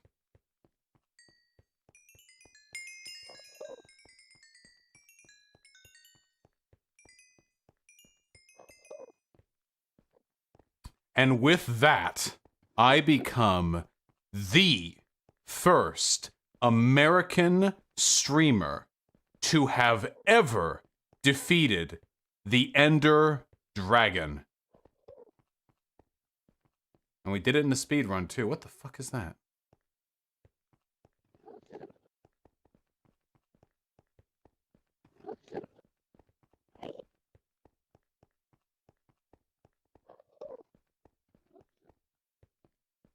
Throw a pearl into that thing? Xanderhall, should I actually do that, or are you fucking with me?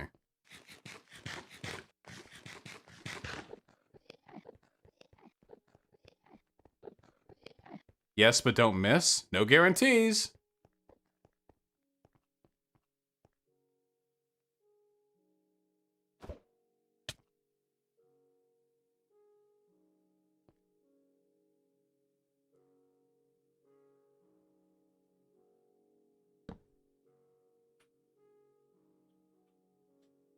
The fuck is this?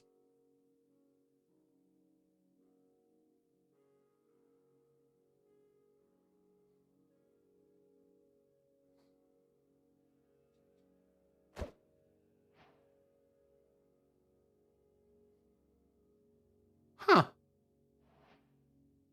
Oh yeah, I never saw this content.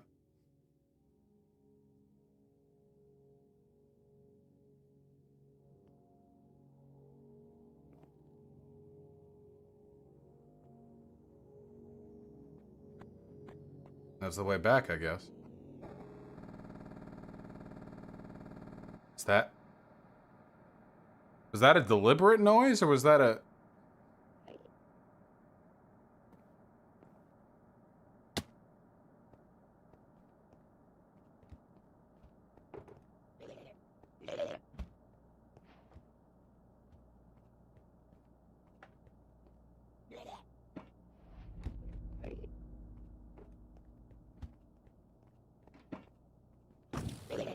What?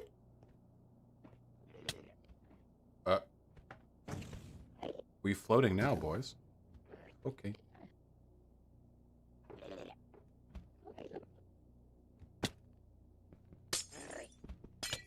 Guess we'll just... What? Are those things homing? Oh! Can we chill over here?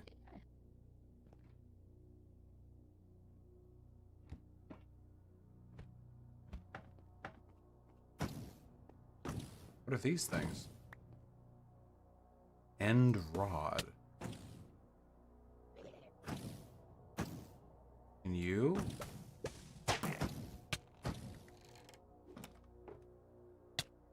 Wait. Wait, hold on. Wait, hold on. This is starting to get dangerous. Wait, hold on.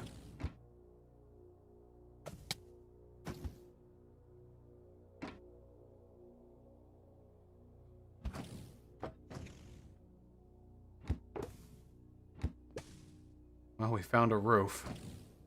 Guess we're taking this city from the top down.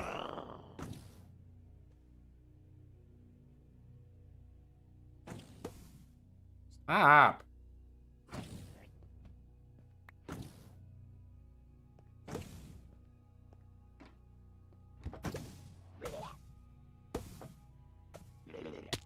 Ow. Thank God for those boots, dude.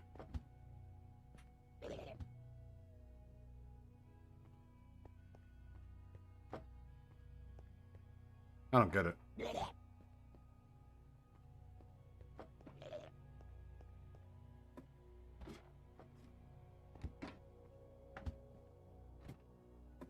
Shulker box, gotcha.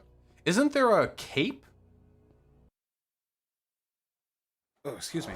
Isn't there a cape? Somewhere? Or like a flying thing?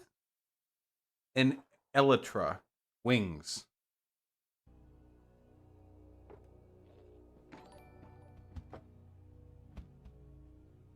Ah, happy birthday, Dark Samus. You know I care. Okay, let's...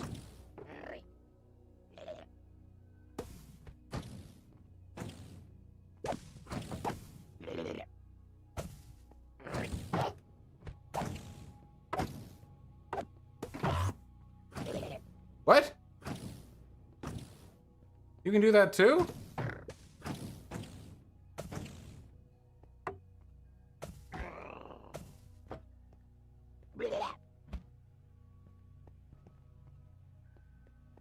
Gotcha, Zan.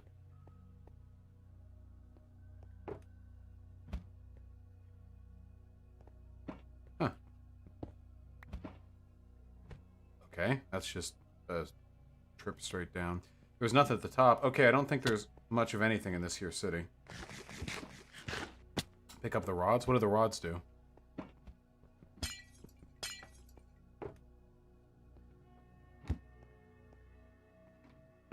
Just fancy torches? Oh, okay, thanks.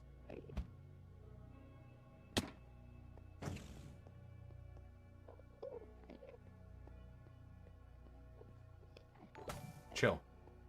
There you are.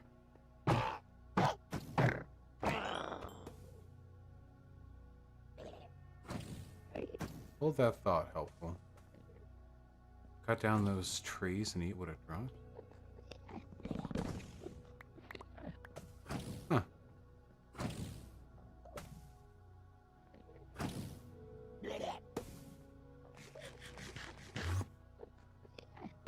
Does it just randomly teleport me somewhere?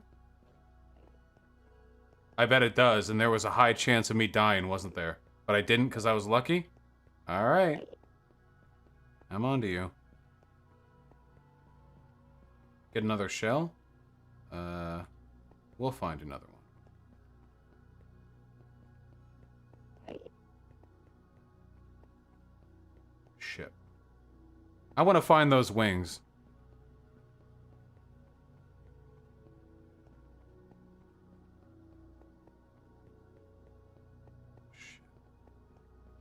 This place is beautiful. You know what? You know what this reminds me of just a little bit.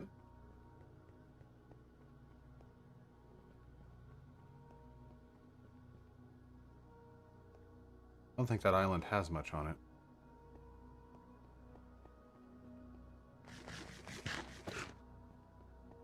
This kind of reminds me of Risk of Rain 2. I've played that a few times on stream. Which is the right way forward? I gotta play that game with Conyer. Of course, he can't be streaming while we play, but it'd be nice.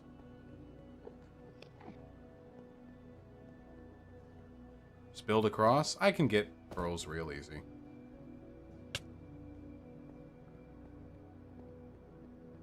Bring in a caller, please. But I'm exploring. Oh, Conyer, wait, you're here. Can't wait to see you, man. Okay, there was more to this island.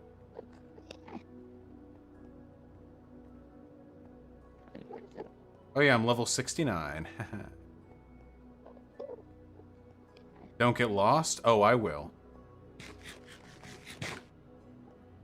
No need to come back. After we find these wings, I'm done with this save.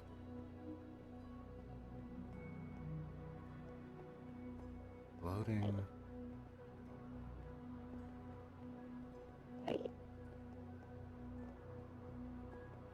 That's a tough throw. I don't know.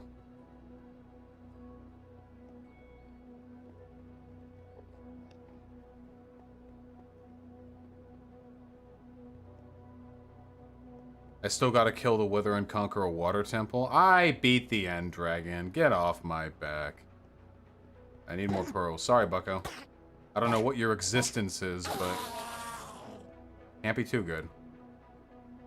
That one's probably the next island we want to go to.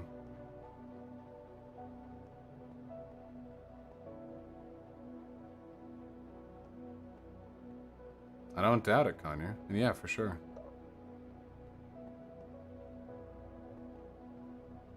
Can't really throw that. Shit. These islands are all farther away than I would like them to be.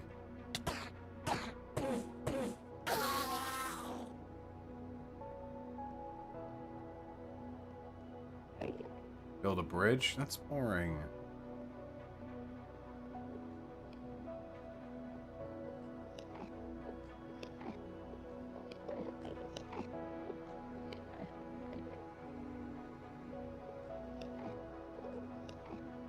Fine.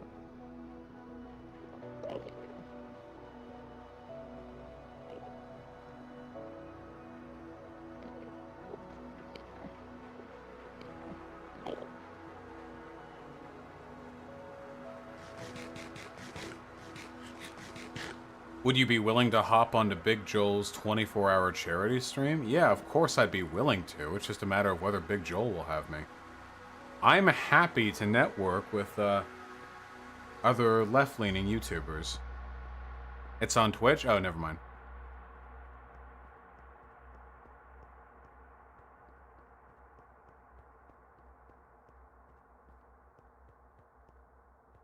Alright, we'll build. It's fucking diagonal.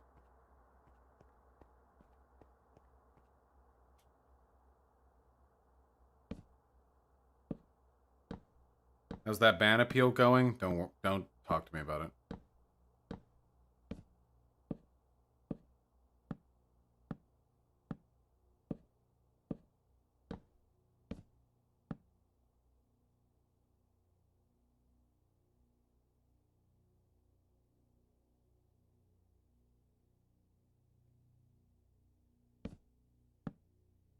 Don't know why that happened.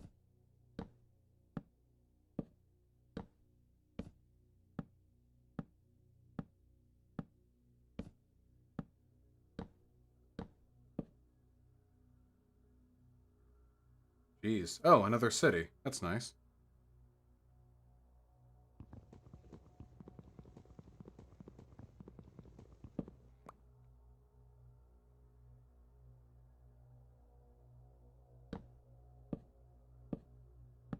ships will be in the city?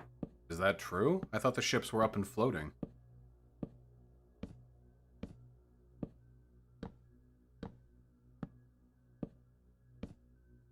Yes, I love the void. Godspeed.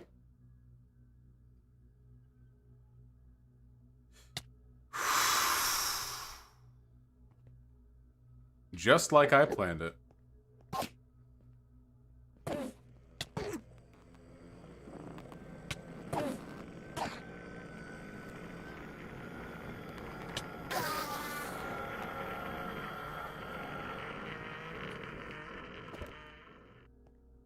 Get it.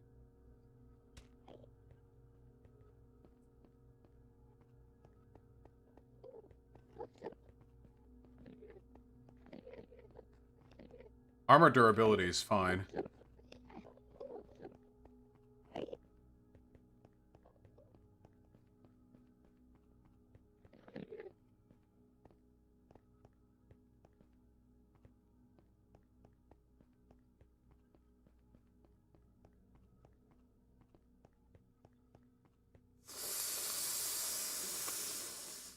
Ah, the temptation.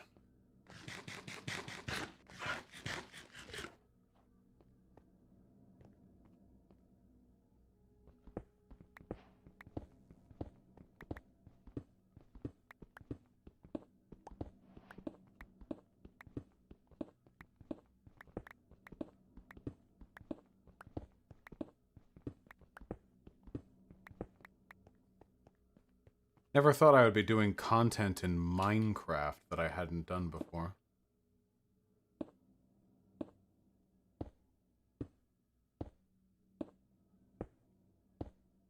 What happens if it goes into the void? And so do I.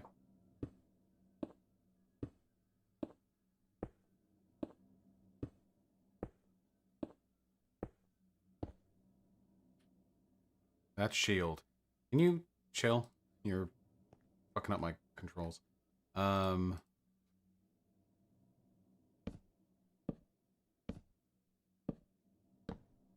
Nothing happens if it goes into the void. Wait, is that true? So I could just be flinging them? Like a monkey?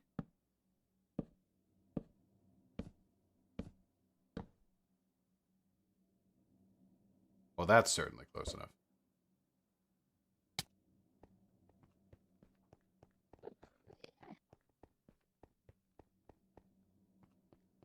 I need more pearls. Gimme. More than that. True, if you hit a wall over the void, that's that. I love you too, Zemina. Thank you. Should I do a politics stream tomorrow? I probably should. Kinda have to. So much stuff going on.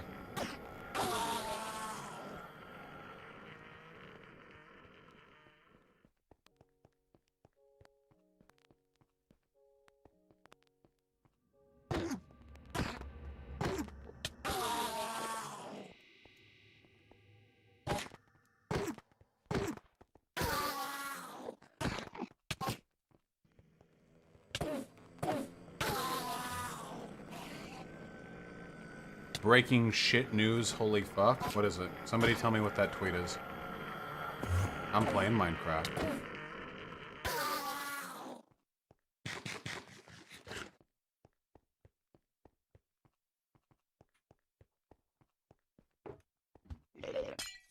Blah blah.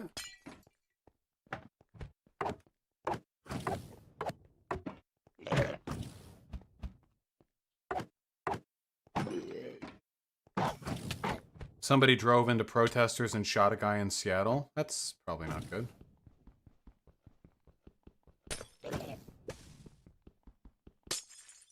In Capitol Hill? Oh, the gay part of town.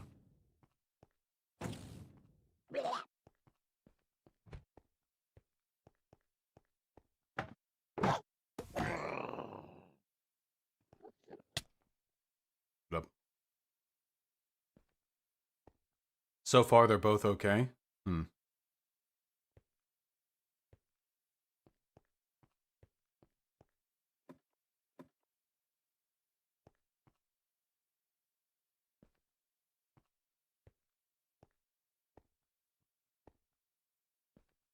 I'm new. How did Vaush get banned from Twitch? I got banned for pointedly and responsibly criticizing the policies of the Israeli government.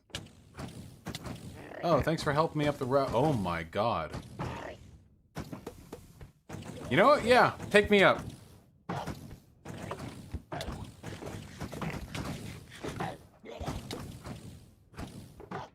It's like an elevator.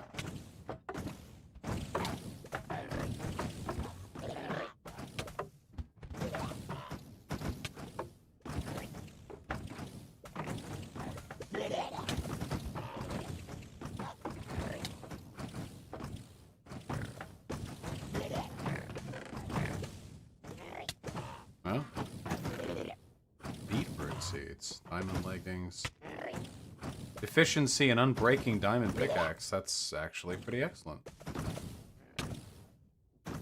Suppose I'll replace that. And probably pretty good to take as well. Don't really need the beetroot, but thanks, guys.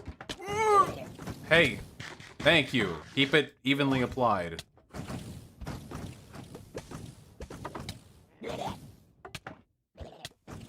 There we go. Keep it going.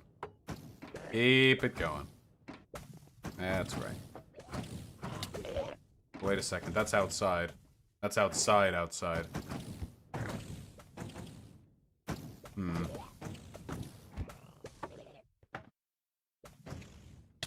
Oh, Diana, what have you been arguing about in chat? You have the chud tag.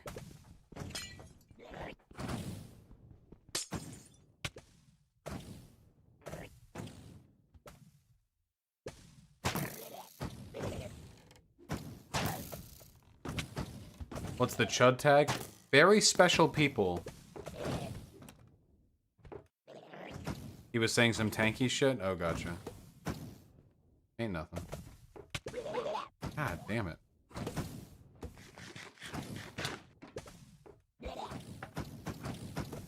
Jeez. Wish I had a fucking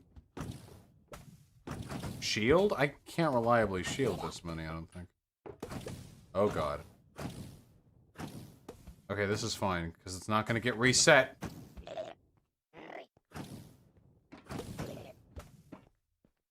Just go away! Jesus.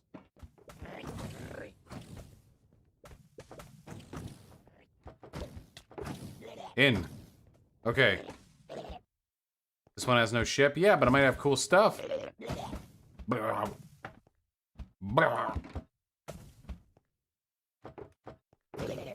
Let me up. Up. Thank you. Ooh. What does an ender chest do again? Mending. New sword is excellent.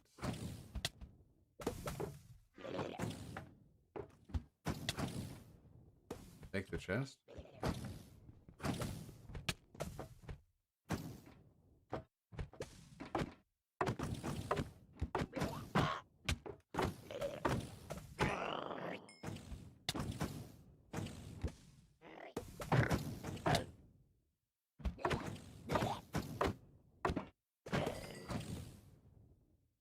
Okay, so chill.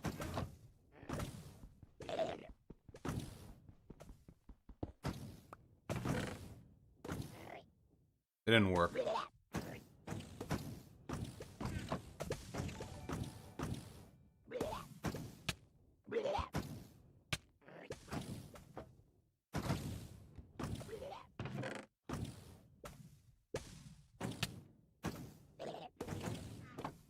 You need silk touch? Well, that's gay. We're very straight here in this stream, okay?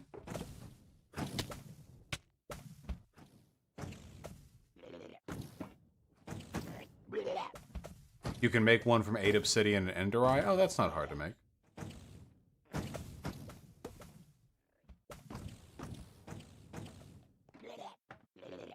Man, these guys are actually pretty fucking annoying. Now that I really think about it.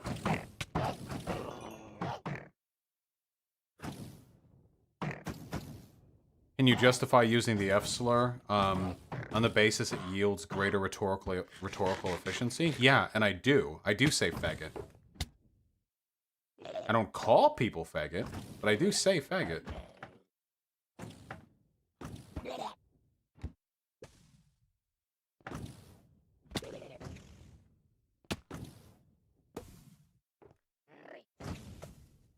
No, it does not, Hans Flemingwerfer. I've found that using language like that helps put edgy gamer dude bros who would otherwise just ignore me for being like an oversensitive SJW a little more at ease.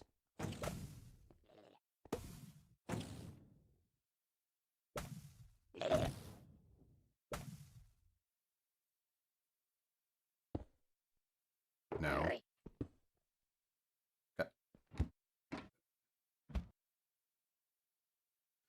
God damn it.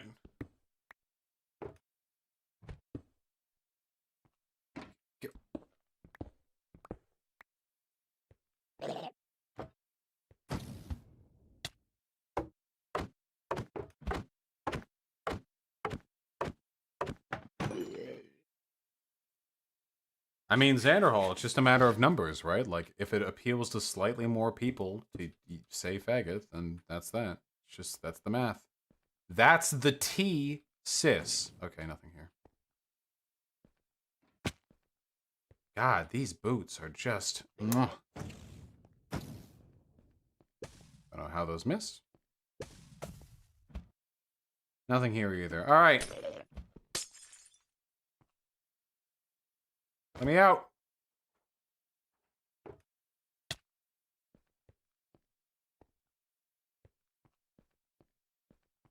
Is that enough? That's the ship!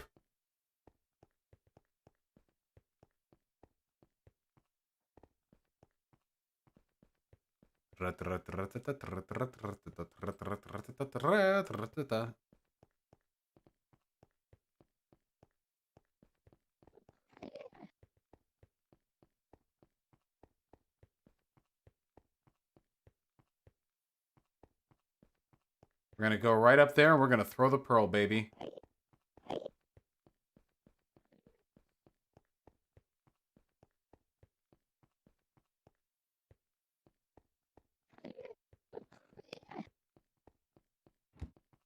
Amazingly, Vaush didn't die before finding the ship. I have not died once this entire goddamn Minecraft playthrough. Well, Xander, maybe I'll play Minecraft again one day, but this really was just meant to be a speed run for the BLM stuff, and while it didn't end up being a speed run, it did end up being pretty fun, I think. Also, it's an excellent game to just talk to people during. Maybe I should just treat video... That is not... Man, these looked a lot closer from the ground.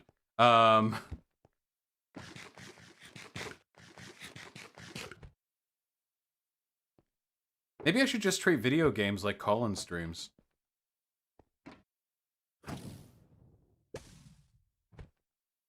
Gotta throw from up above. Now, I can't do that with all of them. Like, for example, with Alien Isolation, I can't. I need to be immersed in the game to have fun. With a lot of games, like Terraria, for example.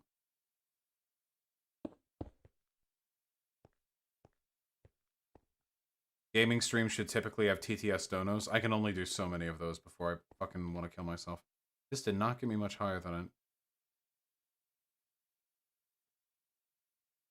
it. Alright.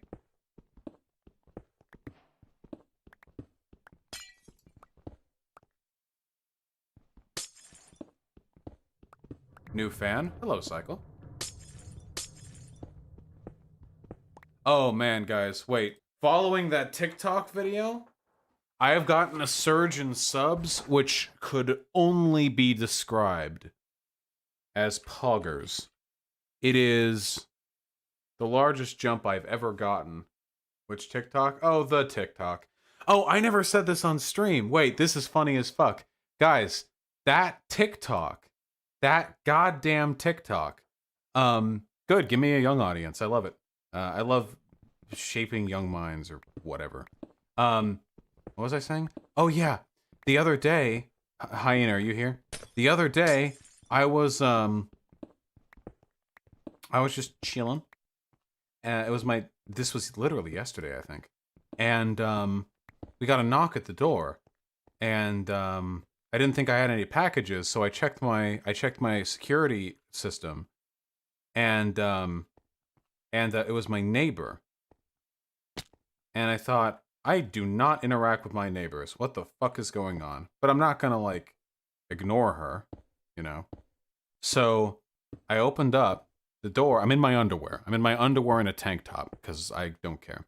And she was like, hey, I don't know if this is weird, but are you this guy? And she held up her phone, which had the TikTok clip of me talking to AJW on it. Oh boy. We're gonna get to the safe zone over here real quick.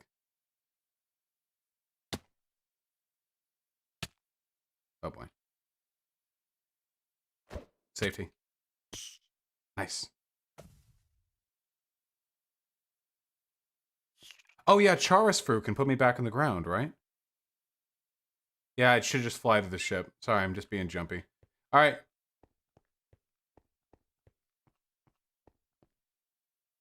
What'd you tell her? Well, yeah, it's me. Well, I'm not ashamed of the work that I fucking do. It was so fun, because she was like, oh, this whole time I knew you were a streamer, because when I moved in, I was like, I might be loud from time to time, sorry, I do online streaming. Which I think is like a fair courtesy to give to my neighbors. She was like, I thought you were a video game streamer. I always wondered what, and my son wondered what games you played. I didn't know you did this, and we talked for a bit, and she really liked it. Really cute. Potions of healing. Blah, blah, blah, blah. Oh shit.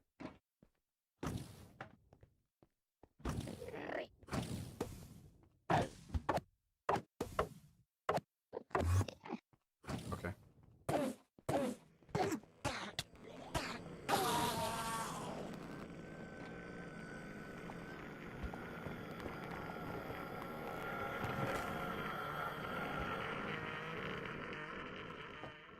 Cool. Sharpness 5. Knockback 2. Well, shucks. Can you even get enchantments that good? Curse of Binding. What the fuck is that? A curse? What is that?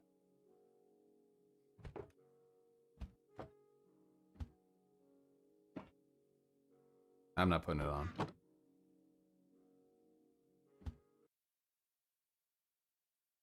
Left click to grid it off the wall? Okay.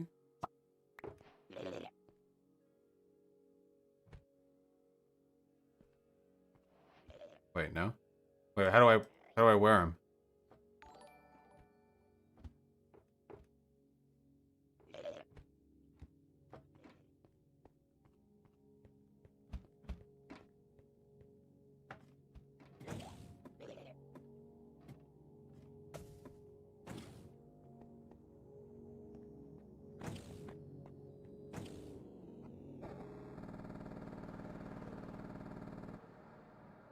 Well, son of a bitch.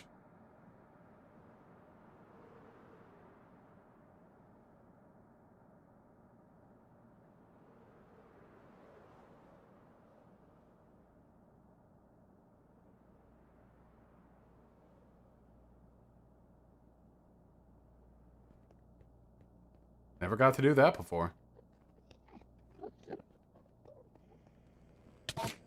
Chill. He wants my wings. Oh god. Oh no.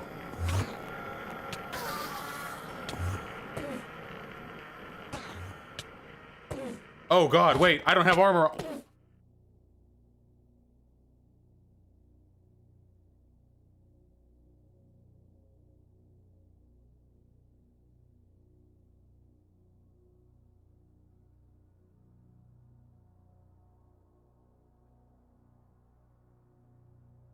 And I think that's about as good of an ending as we're going to get.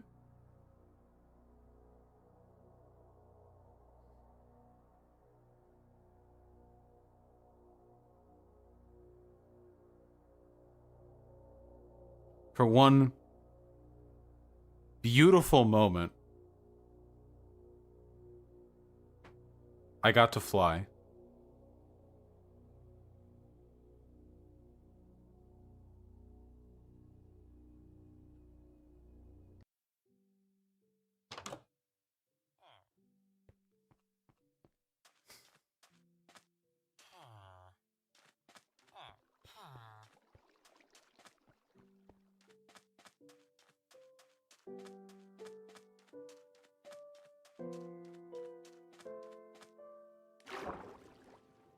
The perfect song.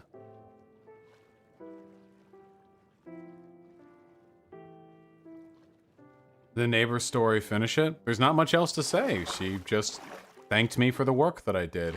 Which was funny because I'm a white guy and we were talking about systemic racism and she was a black woman. So it felt really weird. Like, cause it felt a little weird, you know, like... Not that I think there's anything wrong, but it was like, you know... Oh, you're welcome for not hating your kind. And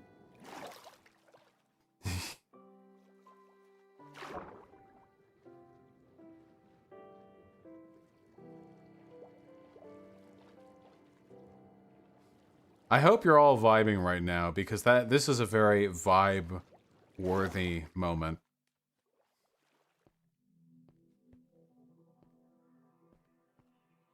What was the TikTok video?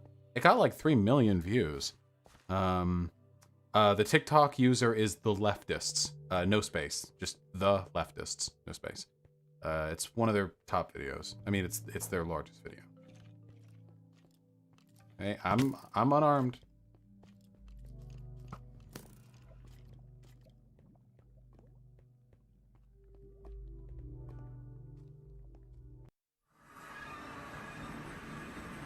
Oh. Right.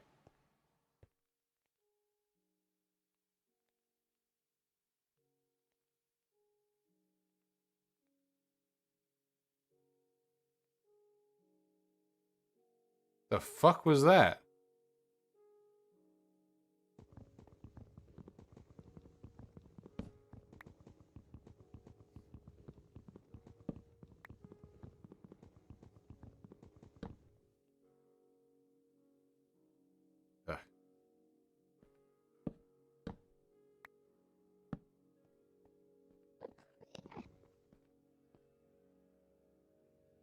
Okay. How long do these take to break by hand? Okay. Are you worried that some of the hyper woke TikTokers might find out about some of your controversies and turn on you? Out of you can't pick it up. I'm not trying to pick it up. I'm trying to clear a path. I'm not trying to get back to my body. I'm trying to get to the credits.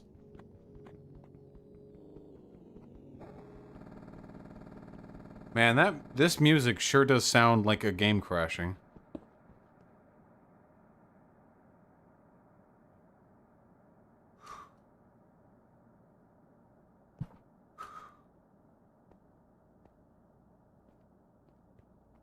Aren't you angry? No, this is actually the perfect ending.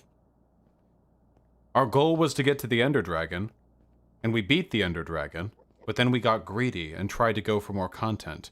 And while I briefly tasted the glorious heights of that new content, the sun melted the wax, and now we end where we should have.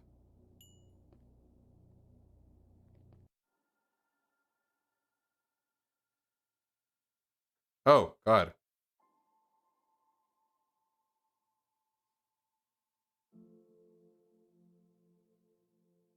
Alright, I'm bored. I don't care.